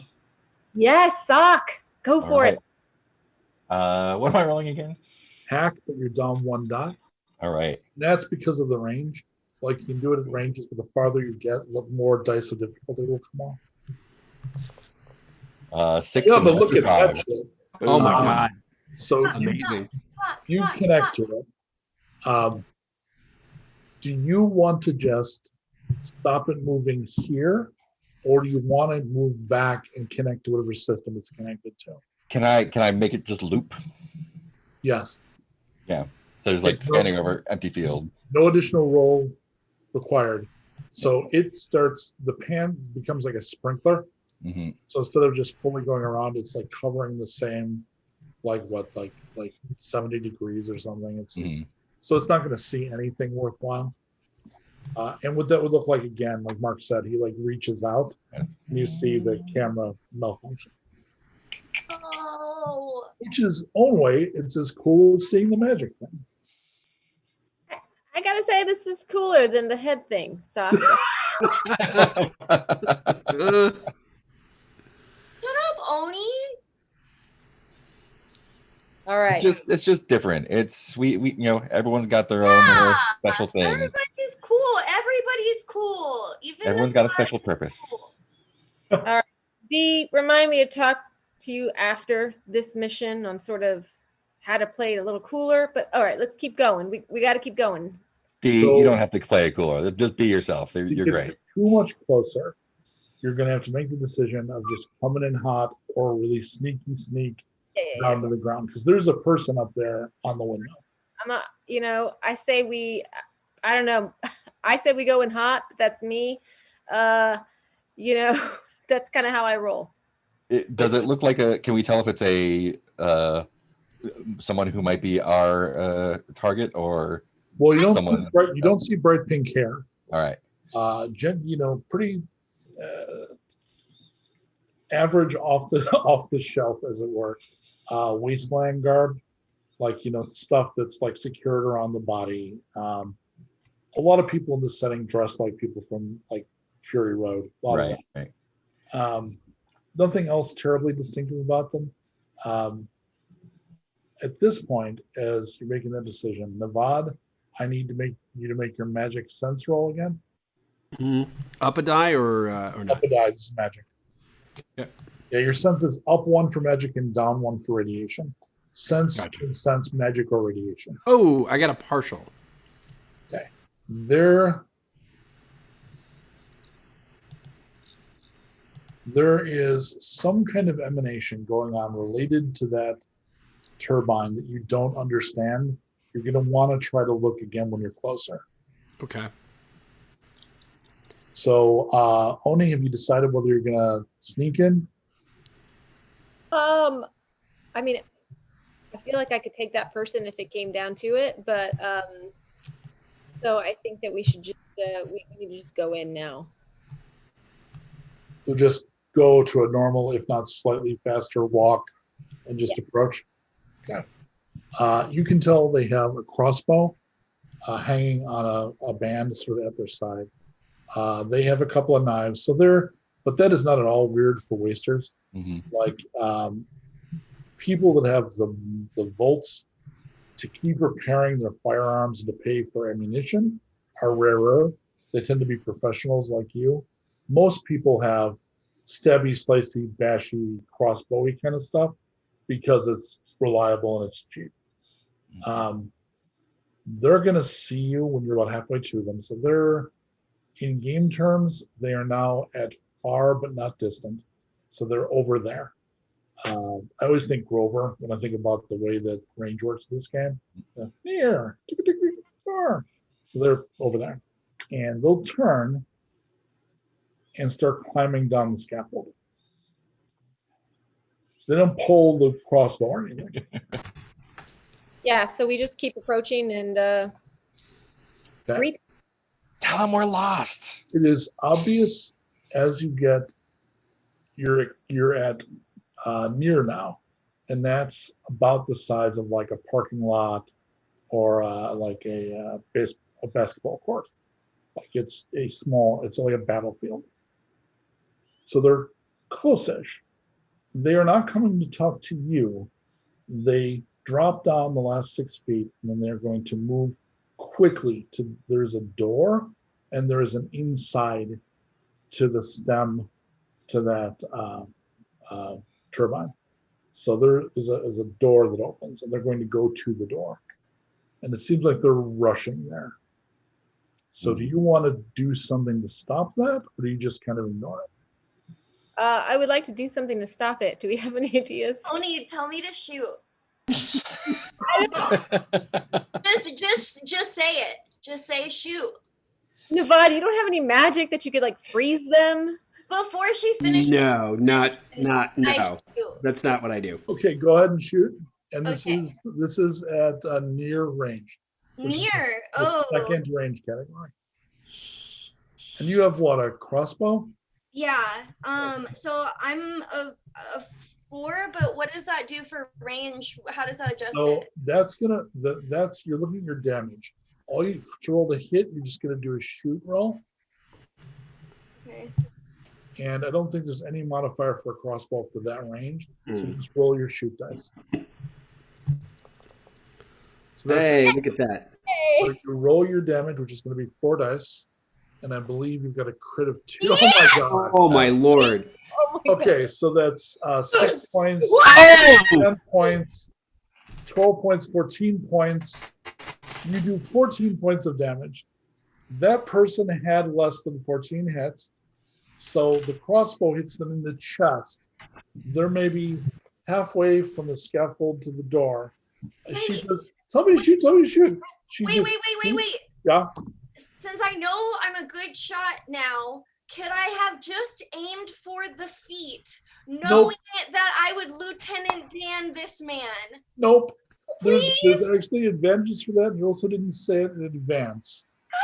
Dang! So, well, if it wasn't in character, for the character to have done something lethal and then maybe afterwards gone, I could have shot his feet. That's such I a maybe dude. think twice, but I totally see Dee just executing him and then thinking, oh man, you know? Oh, Ah! So the thing hits like square in the chest.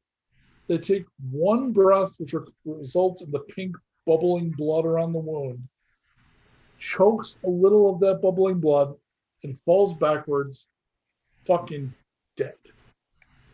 Lord N'Vod, can you talk to dead guys? it's complicated. Okay. I Here's the really- thing. I've done it, but I didn't want to. Wow, I was not expecting you to say yes, but that's good to know. What if It you? was more like they talked to me. I So mean, anyone can talk to a dead guy. It's the talking back that's important. What I'm seeing here, partially because of Danielle's amazingly expressive face, is 3 characters having a conversation and her in the background of the shot just having just all kinds of emotions. Because I have good notice, I just turn to her and say, Yeah. "Look, that is the cutest death I've ever seen. So it's kind of on brand for you." I just really didn't mean to kill him. You're really good at killing people, though. You should be proud of what you do. Sock is good at manipulating machinery. I'm good at finding shit. I'm pretty good N'Vod, at scaring people too. I'm pretty scary. Thanks, guys. I feel better. okay. So N'Vod, you can't talk to this one, can you? Is that what we're hearing? I mean, I could probably give it a try, but I think he's just really dead. See if there's anything on him, ID N'Vod, make or a sense anything. test again. Make a what test? Sense. Sense? Okay. And Oni, you do that search that sucks. Now I'm calling him Sock. That Socket is. I got another partial. Maybe if you climb the scaffold to get closer to the inscriptions. Okay. So Oni, he has the stuff to defend himself. He's got beef jerky in a pouch, and he has a messenger bag that has tools for basically graffiti. He's got, so he was at least one of the people that was painting the runes on the flappy doos. There's a name. My stroke brain loses words. The things on a windmill are not flappy doos. There's names for those. This is blades. Thank you, sir. No. They're flappy doos now. They are. Happy Deuce? Well, you're officially the two angels on my shoulder. Danielle's the one that's like, whatever crazy shit you say, that's it now. Okay. So, N'Vod, are you going to climb up and take a look at the flappy doos? Sure. Yeah. Yeah, I think I need to. So, yeah. As you get closer, you see the design on the flappy doos is two kinds of images. One is there is a map being painted. So picture like a road map, but it's being painted on all of the flappy doos. And then between places on the map, so a secondary theme is runes, like the ones in the book. So you realize that you've seen that map before. Mm. So the map is of Corpus. Okay. And as you're a little higher, you start to realize that the sense that you're getting is that the blades, even though they're slowly turning, are drawing in energy and possibly attracting something. So they're drawing in energy and Possibly attracting something. gotcha. So it's almost like if something was on a leash and you hooked it, you know, like the joke about the ceiling fan, and then the leash would wind up and kind of something. It feels like that. And so the way the map is, there's how many, is it 3 blades on this thing? Is, like, how to put it? Is it the same map on each blade? Is it? It is the same. Okay. All 3 are showing the immediate environs of Corpus. Of Corpus Christi, Corpus, and then there's runes on it periodically. Mm-hmm. And it's not done. Like he was working on it. It's like 80% done. Like one of the blades is completely done. Okay. But it's not, the whole work is not finished. And so I recognize the map, but and then my sense is I get the hit of what is this. Well, and because of what it is, you probably also get a dull feeling of fear at the pit of your stomach. Yeah. Okay, so Oni, you find that stuff. Dee, are you up to anything? I would have probably gone with N'Vod actually, like Okay, just. so you're right below him, and you see. Is there any like look of horror on your face or anything? Is there anything that Dee would notice? On my face? Yeah. I mean, that was not a fun adventure. So I feel like there would probably be like a certain level of like, oh, this is not good. I'm not freaking out. Like a grim kind of a look. Yeah, like So it gets a little serious. D, Have I he's reacting seen- to something. Oh, what was that, Mike? D, he's reacting to something. You're not sure what or why. Have I seen a map of Corpus before? Like, This was pre-D. So this is not connected to D at all. okay. As a matter of fact, I think it's pre-livecast. No, actually, it's post D, but I don't think D was on that adventure. She was not on the adventure. Okay. All right, cool. So that was with Captain Tana. Yeah. that was There right. you go. And we met D with Nomi, who was the guest before Captain Tana. Correct. Perfect. We need is our lore keeper in the chat? But D was not on that adventure. No, I No, wasn't. that's what I thought. Okay, so that's Right. Okay. So Well- basically, I would just notice this weird, crazy map, and Yup. I would see N'Vod I would just notice his face is like looking pretty concerned and stuff. So I would just ask him like, "Is everything okay? What's going on?" We might be in a really bad place. Well, should we leave? We should probably figure out who's doing this. so Socket. The door has an electronic lock on it. Oh, cool. I am going to take initiative and try to open up that lock with my brain. Yeah, someone needs for a roll here because it's definitely within your power. You can open it. Do you want to go to the security system it's attached to? Yes, I do. That's going to take a half check. Minus one die down. Cool. One die down. Yep.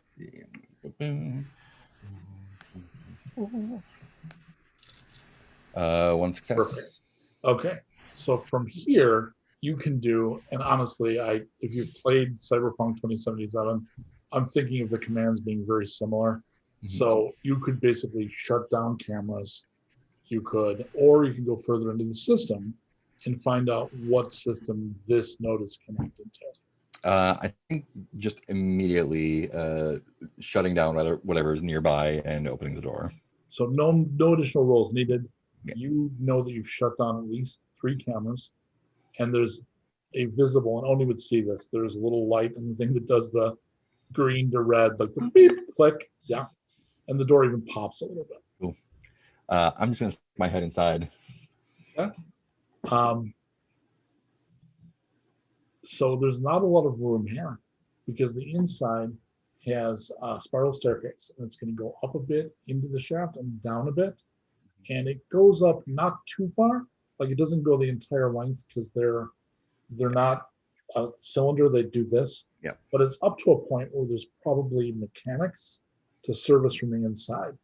Down goes further. Hey, Oni. There's stairs down. I bet that's where we might find our friend. I don't see anyone else inside other ways. So, depending on how you feel about basements. Disinterested, but we gotta do what we gotta do. So I call No Lord. strong feelings about basements. What's Take it or leave it. I'm not against. You're just a boring teenager, is what I'm hearing. Yeah. Okay. Sock, we can't all be like you. No one is like me. N'Vod and Dee have come down out of the scaffolding. I tell him we're gonna go down the basement. Ooh. Hey, Oni, you know how you were like we need to. No, I don't know what you're saying. Say that one more time, N'Vod. Oh, sorry. I was saying, you know how earlier you were like, we got to hurry and get to the bottom of this? Yeah, literally. Well, I agree now. We got to hurry. Okay. So to the basement? The basement. Yeah, The basement. I'm going to go for a high five with the I accidentally just go way too hard. That's okay. I'm Way tough. too hard. So 2 things you find out. She's stronger than she looks, and he's tougher than he looks. So there's like, and it's fine. Solid smash. It's like the meme from Predator of the guys locking hands. Yeah. Are you a man? Because I'm a man. Ooh! The best high five besides tour. Neither of us are, but that's fine. Yeah, exactly. I loved all that testosterone. It was like, really? Okay. So who's first on the stairs? Oh, I mean, I can go. We can do the same thing that we were doing. Yeah, sounds fun.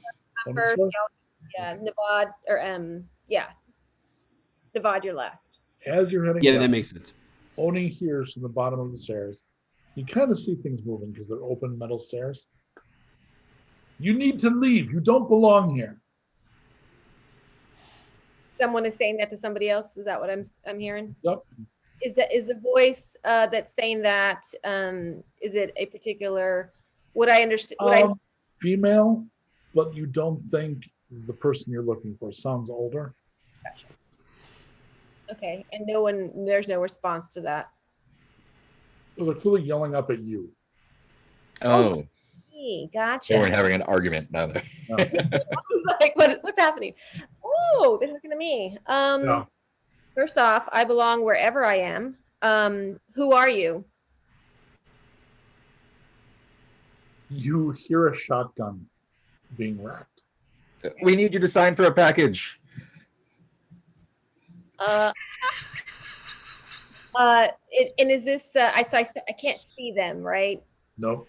No. So if I keep going down, then I might be facing. Yeah, and you could try to maybe take a shot, but they're clearly have decided because you're not playing along. How far down is it? Probably about 20 feet. I've got a pretty good fall. I could see if I could jump down and. Well, there's no open shaft. Oh, it's not like an outside. It's It's not a lighthouse. Got it. Yeah, it's like a central rod with the wrapping stair. Got it. Oh, it's a wrapping stair. Those are extra. As all this is happening, I'm just slowly humming the two spoonfuls of sugar song and putting together my crossbow. Okay.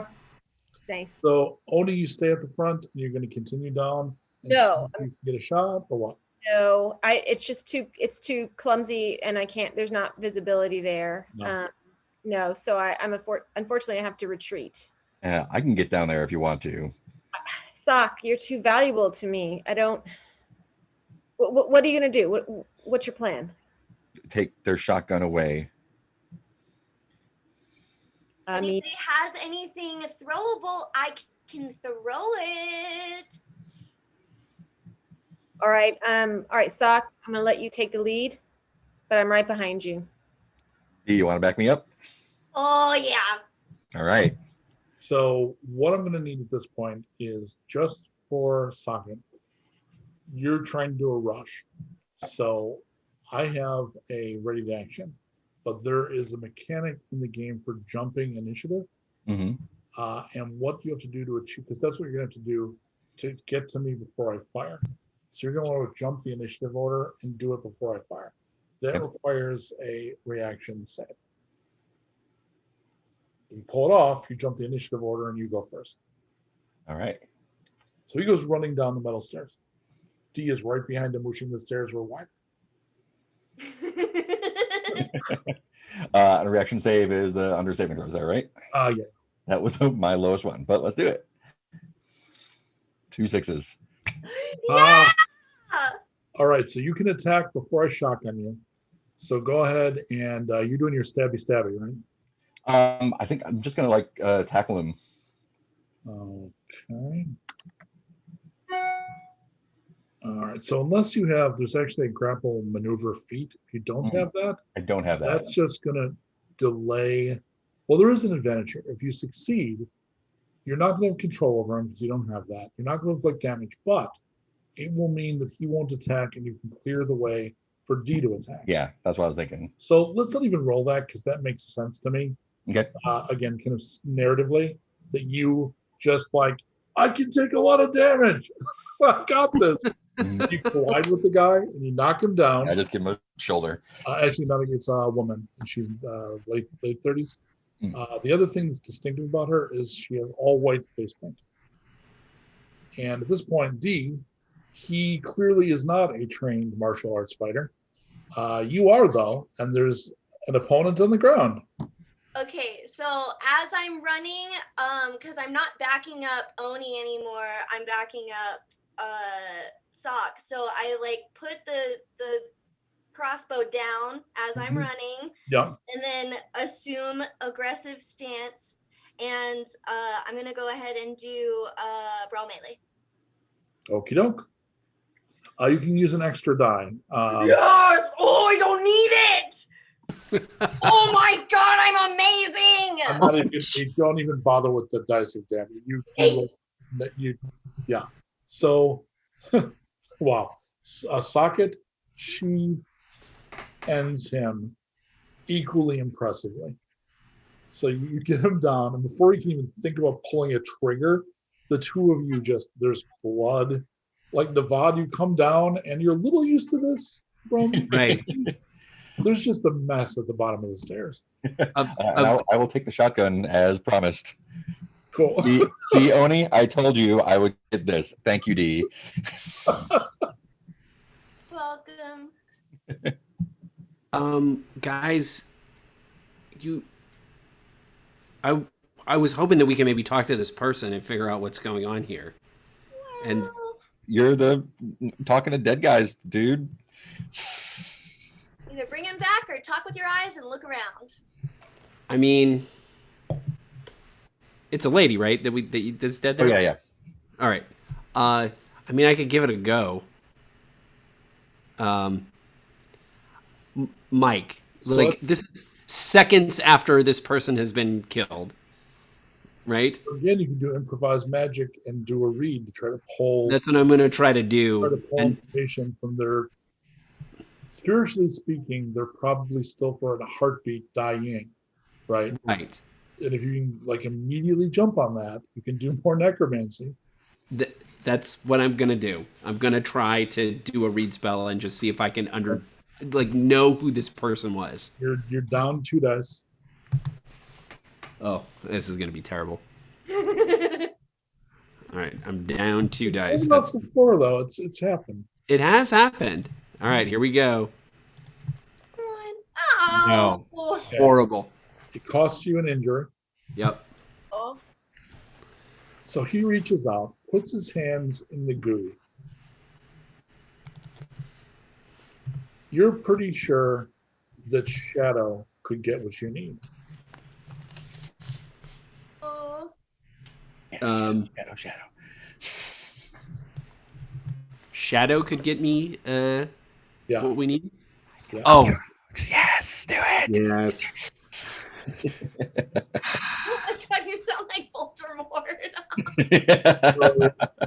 I'm gonna tap in because I'm a little freaked out about the whole corpus angle that we got going here. He would see the change in his face.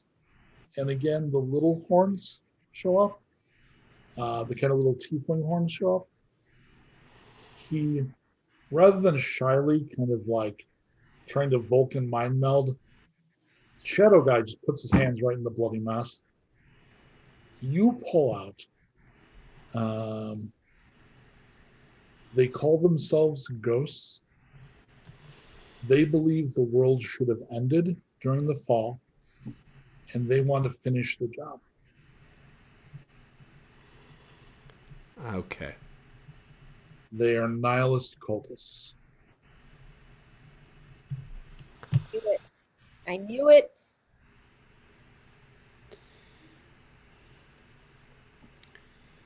This thing is a beacon. They're trying to call in all the dead from Corpus Christi. I've seen them before. To Like this for a spot. party. Yeah. Just as a force of annihilation. I mean, I've heard tales about Corpus. Not a great place. Scary. I've been there. It was terrible. I met someone who's from there. You don't want to mess with them. For No, listeners who might be listening and not have seen this episode, Corpus went up during the strikes. Bomb hit it. The collective scream of the dead, in this particular case, became an undead entity. It became like a mass mind ghost. And it is tremendously powerful. And not only is it basically a collective specter of millions, it also affects the local weather patterns. So it comes in a tempest. It's basically a tempest of horror. And the various members of the team have encountered this thing before. It's really bad. like turns people to ice. Bad. I'm still the shadow guy's still with me, right? Yep. And Oni and Socket would see he's standing taller, talking more confidently, and has little horns on his forehead. Eat horns. Thanks. Cute metal. We should Thanks. find your target and get out of here as fast as we can. All right. So we just sort of search the place and look around that area for any clues. Okay, so the door out of this, so again, you've got that central staircase, then a landing at the bottom where the person with the shotgun was stationed, probably literally a guard. There is a door into whatever this complex is, and it has an electronic lock. No roll. This is clearly here. And literally you can touch it now, so there's no modifiers. You can literally just set 2 fingers on it and just click, and the door can open. It doesn't look as cool, After you. but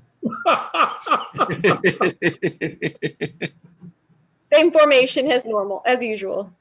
So the area down here resembles like a boiler room, like it's a small complex. And there are things like boilers down here. There's a generator down here. So it's all little hallways and false starts. It isn't like a big open place. It isn't. It's claustrophobic, and it is maze-like. And you definitely see, looking up, by the way, Socket. Watching the door was a camera that is off. It is one of the 3 you turned off. That one's free.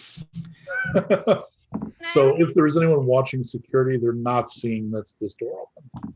Can I make any kind of like awareness or insider notice check that would be beneficial in this area? So awareness is always, if you're being attacked, do you notice in time to react? It's very specific. Notice is picking up details. And that will matter depending on what you're looking for.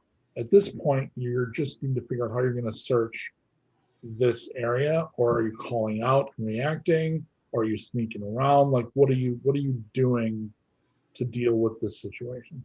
So I think I would be second in line, and I would want to try to notice if there is a clear path through the room into wherever we're supposed to. You're not seeing, it all kind of looks the same.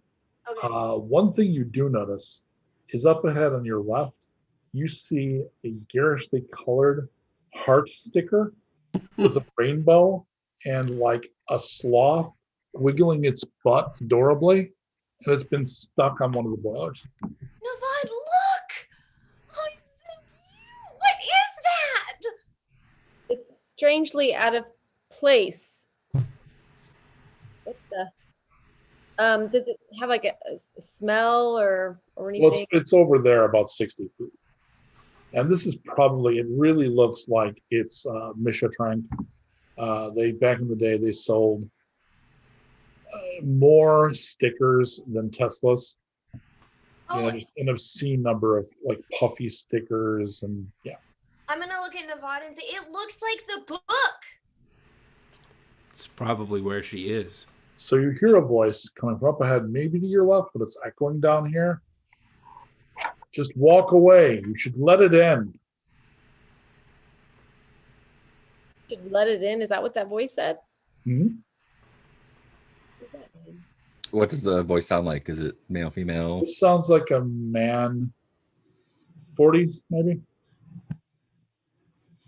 Yeah, I mean, I say that we sort of keep, we just keep going Ignore toward the voice and go that kind of that direction-ish. the voice is in the direction of the sticker. Roughly speaking, I mean, not coming from there, but that quadrant. Yeah.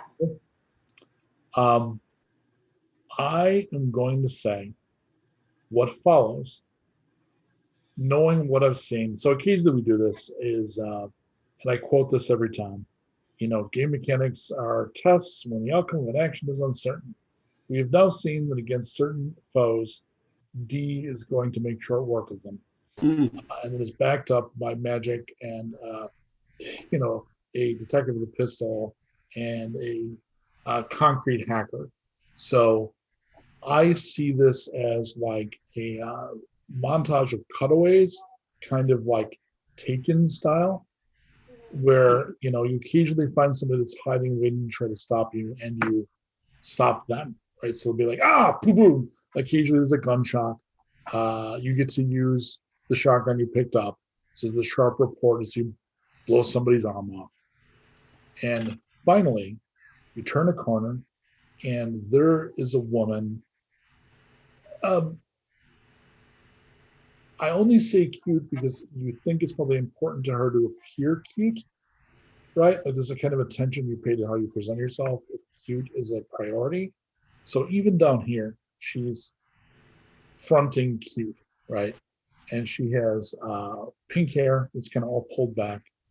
And she has a leather jacket over her clothes. And she's holding a crossbow, but she's holding it uncertainly. How far is she from us? 21 feet. Ooh. And Enya? Is that Enya, right? So she's got white streaks, kind of adamant looking. Mm-hmm. So she's refused the full white makeup and has just kind of suggested it. Mm-hmm. The world should have ended. That's why it's all wrong. Well, it didn't. But it's all wrong. And she kind of lifts her crossbow. You can feel that it's wrong, right? Look at me. Of course it's wrong. So we shouldn't be here. Nah, I got stuff to do. They said they can close the book. Who told you that? The guy who your friend blew his arm off, Sorry. that was Wilton. Oh, he had a name. I mean, I guess. Well, they all have names. Yeah. Badge. The project is nearly, well, I know how to do, I'm not very good. They can do magic. This guy can do magic. Yeah, you like magic? Let's show him the thing. Yeah, with the Okay, so the camera turns to you. He's currently looking. I've got the guy with me. Yeah, you totally do. So Oni and Socket have not seen this. No. I have either, because, right? No, I think you did. I think you thought it was. You were there. So I'm also going to hover up a little, again, Doctor Strange style. I'm going to levitate a little bit. And my head at this point goes into the skull mode. But instead of being cute, the little antlers that have been with me since I've kind of been in this state after I did the necromancy grow into a more sort of majestic set of antlers, and the skull elongates, and it's almost like stag-like. It's like a Wendigo creature, and it's not cute. It's pretty intense. like one of the Time Bandit. Yeah, like that. Yeah, like that kind of a vibe. Yeah, right. It's scary. She whimpers and drops the crossbow. To be fair, it was really cute before. Yeah, we don't know what just happened. So I mean, that's super cool, but it was just cute before. Can I run and sort of grab the crossbow? And Yeah, you can even kick her away. So I sort of grab it. Yeah, she's definitely distracted by that. I'm gonna let it go. I'm gonna drop it. I go back to my face. Yeah. All right, Amia, we need you to come with us.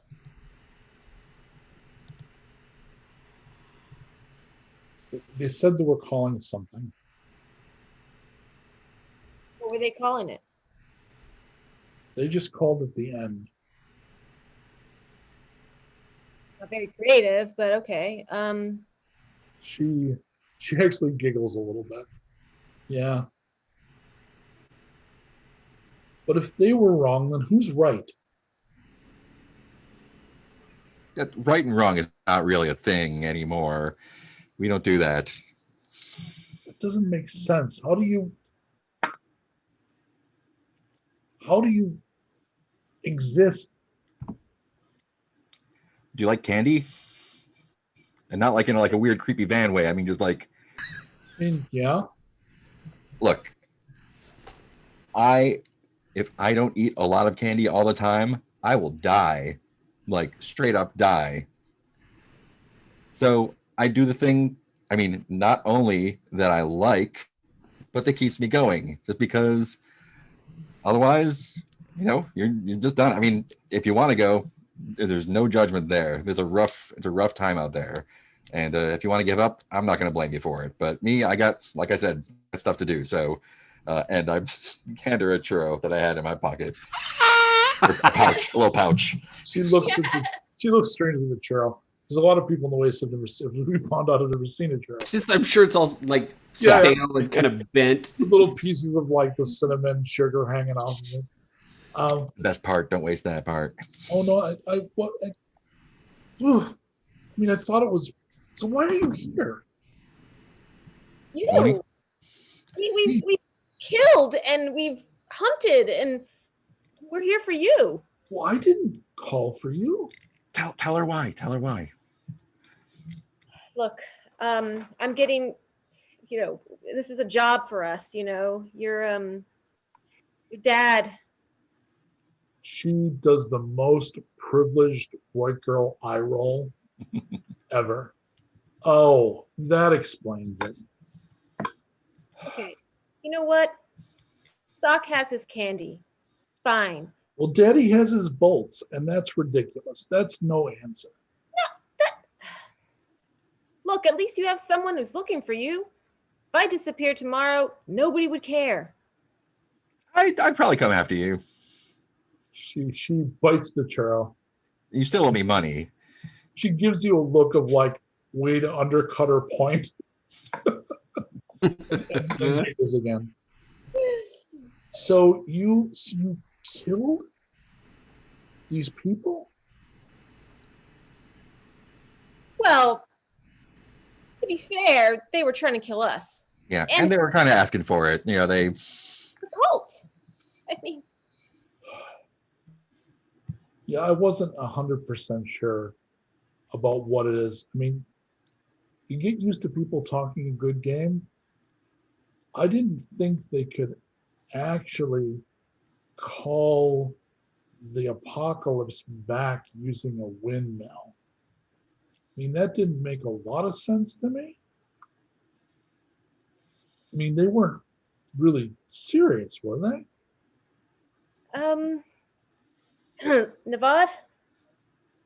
They were. They are. It's bad. Has it been stopped? I don't know.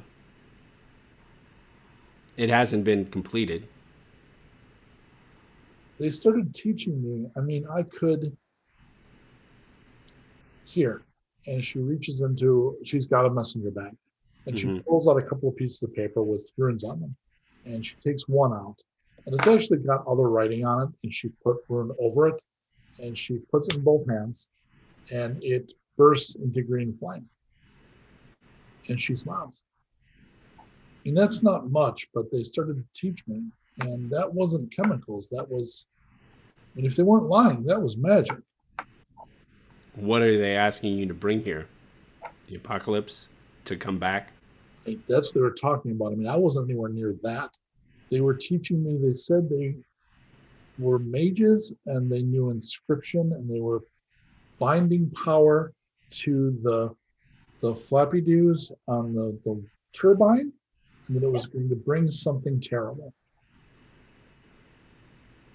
So if I learned more, I was going to help them, but I honestly wasn't really sure if I was going to help them because, like I said, they were talking a lot of shit, but they did take me in. And the last group I was with were. Oh boy. Oh, you didn't kill them too, did you? We should have killed them. No, we didn't have D. Okay, look. The point is, We didn't have D. I'm right here. had a long road. I was your age once. I think N'Vod might be. We don't really know exactly how old is he. I think he's around your age. The world is a confusing place. I've done a lot of digging up, and it turns out before this whole mess, they were just like us. They were confused. They were attracted to, people that said they could make their lives better. And I'm just saying, these people, they really intend to destroy this world in a really bad way. How did you cross paths with them? They came to the city, and they were basically doing tricks in the bar. And I asked them what they were doing, and apparently they talked about this old cartoon that had like a little pirate turtle in it. And some people could draw a really good pirate turtle, and then some people drew a really shit pirate turtle. And then if you drew a really good pirate turtle, you'd get an invitation to spend a bunch of money to learn art. And they said that the tricks they were teaching were like the pirate turtle. And I did a pretty good pirate turtle.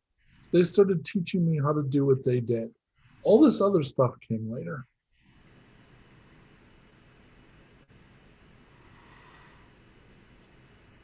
I just knew that the idiots I was with weren't going to get me anywhere. I thought at least, and she blushes, he'd be good in bed. But it turns out super angry, muscle-bound idiots don't make the best lovers. I wish somebody had told me that early on. What do you want? I don't know. For a while, I thought it was to be dead. And then I was looking for alternatives. And I went and I thought music. And all I found was idiots that were in it to scream about bullshit.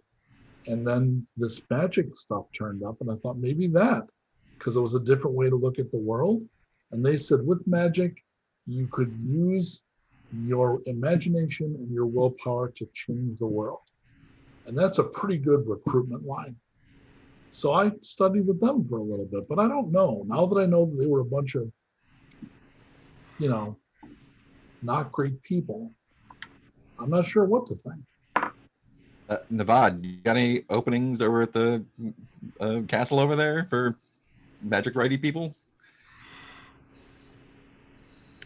It's not my tradition, but I can tell you this. Magic is a medium. It's not the end. They knew that you have a talent for magic, and they were using you to bring something to them that they wanted. You should bring something to yourself that you want. And the answer isn't, I want magic. The answer is, I want, and use magic to get it. So instead of accepting the fucked up world as it is, I should just make the world that I want it to be. Yes. Start simple. Tell me something simple you want. A good night's sleep. Draw. Give me a persuade with an extra die. Okay.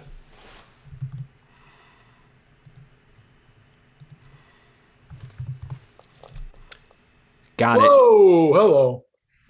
So she doesn't know it, but she's doing improvised magic.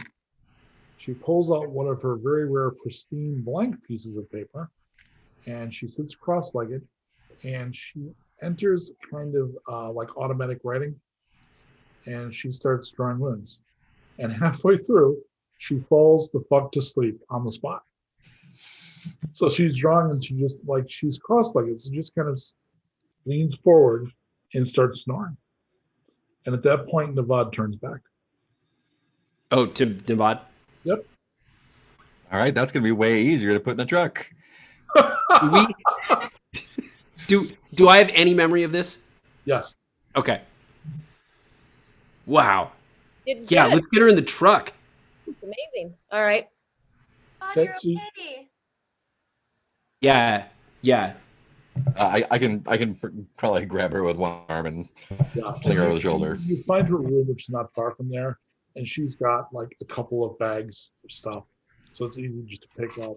She'd only recently come with the stuff from the city, so you jam her stuff back in her bags, take her out. On the way out, you're going to have to dust a couple more people. There's also a little more salvage to be had. So you can easily like, oh, look, clock radio, bag. Look, some bullets, bag. So there's a lot of that as you're on your way out. So you end up emerging. And so this looks a little bit like a clown car, right? Because from a distance, it's just, the stem and the turbine. And you emerge from it, almost like from a TARDIS. It doesn't seem... It's like way too many people coming out of this whole area. We know it's because there's a spiral thing from below, but you come out with bags of stuff. It's like, were you in the zero room? Like, where the hell did you get all that shit? And you head back to the van.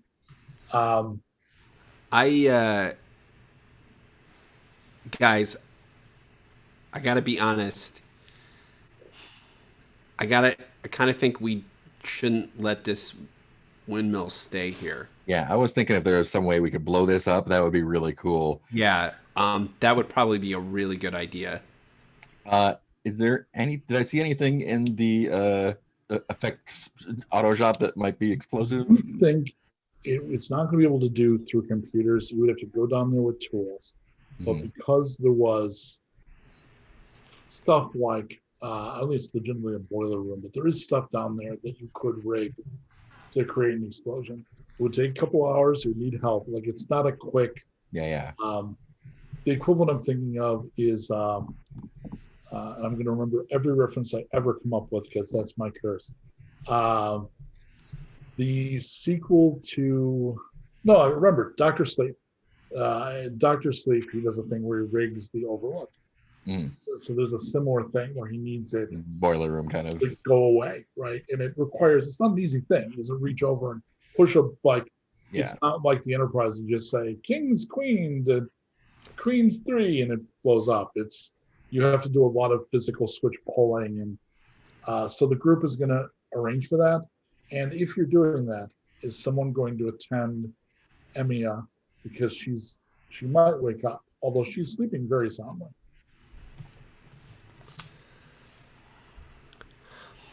I'm trying to think who would be the least person we need to help blow up the building. Yeah, people with technical skills are the most useful. Okay, let me see. I'm a literal 0 in all tech, so I'm not good at tech. So if you have literally a 0 dice in a skill, you can't even test it. great. So I'll stay with her. Okay, sounds good. So it sounds like Oni and Sock can go down and basically finish their mission with the grim business of sabotage. Sabotage. A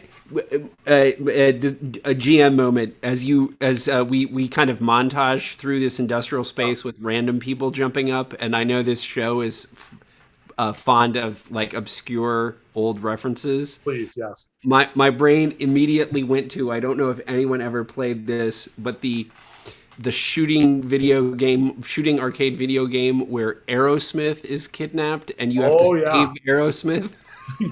Yes. Oh, it was insane. Yeah.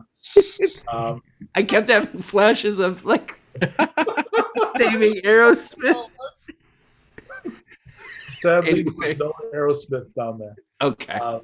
So as Dee and N'Vod are kind of watching the poor girl sleep, you kind of see in the distance a storm front, and it's one of those things where it could be your imagination, but you could swear there's a face in it. So I'm picturing like the posters for Fright Night. There was a very specific kind of spooky face in the storm clouds. So you kind of see that.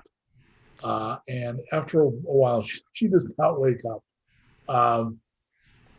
Oni comes back, Socket comes back. They advise you to drive away. We gotta go. And then there'll be one of those big kabooms that shakes the ground in that area. It'll lift up a little, and then it will do the on fire. It will. Yeah. When it falls, it will immediately start raining, because apparently what's happened is it was controlling weather as part of what it was doing to do the summoning, and it releases the pressure zones. Not to get all sciencey on you, but that triggers the downpour. Also, emotionally, there would have been this pressure on all of you because of the gloom that was being attracted. But when the rain comes, it also releases that pressure, and you all feel immediately much better. And Emily wakes up. I can see clearly now the rain has gone. I'm sorry. What happened? I was sleeping and I dreamed of rain, and now it's raining. You wanted this. Where are you? I mean, I hope this isn't rude, but I'm in a truck. Where are you taking me? Oni, where are we taking her? Well, I guess we're taking you back home. And that's a little bit on you as a call, right? Because he said he wants to make sure he wants to know she's not dead. You know, if she's in trouble, he wanted to send somebody to save her. Yeah. If she had he'd prefer for her to come home. But it wasn't like he's like, I'm going to pay you double if you drag her back here by her pink hair. So if it's cool, she hangs out at medieval times. Like, that sounds like the best place for her. What if we take her back to the Shire? And she can have another churro while she waits, and then her dad can come pick her up if he wants to, or if she wants to stick around. Yeah. These good people will have you at the Shire. That's fine. Otherwise, I'll take you home. Well, I appreciate everything you showed me. And she actually gives, from the backseat, she reaches forward and gives N'Vod a hug. Yeah, we'll make sure to pan the camera to catch the stink eye from Dee. And it is also clearly a little bit about attraction. She seemed to be as into grim N'Vod as Dee is. But she pulled back and says, as much as I appreciate what you did, I think I'd like to see my dad. Yeah, I bet you would like to see your dad. I bet you would like to live long enough to see your dad. And on that, we're going to pull the camera back, and the truck rides off into the sunset. All right, that was our Valentine's Day Nuked romance in the wasteland. Ending on a minor threat. Yeah, I'm about to hand over to, I guess, Shannon again. Yeah, I'll take it. To do closing credits, but I'm going to add, because I don't remember if I remember to remind you, but Colt and I do a thing called Tale Told in the Dark, which is a monthly horror tabletop role-playing anthology. This month, our show is Love Hurts, so you can kind of guess at what subgenre of horror that might be, and that's this Friday. And there's we can put the link in some kind of doobly-doo, or there was a slide during the break. Is it werewolves? Yeah, if you look up Tales Told in the Dark, there's a link. Is it money? So thanks for joining us, Marc. I'm going to hand over to Shannon. Fantastic. Hey, thank you guys for joining our little Hallmark movie out in the wasteland.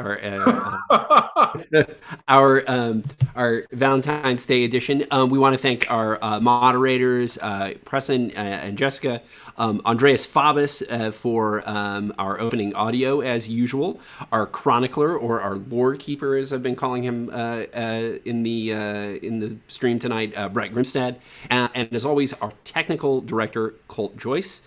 Big thanks for Marc Majcher rolling his own character this afternoon and joining us on a moment's notice to play a very fun guest character named Socket, who I hope gets to come back and join us again. So thanks, Marc, for being our guest. And join us next week for the beginning of a 2-part arc featuring a couple special guests from over at Rooster Teeth, Hannah McCarthy and Caden Jensen. Until next time, we will see you in the wasteland.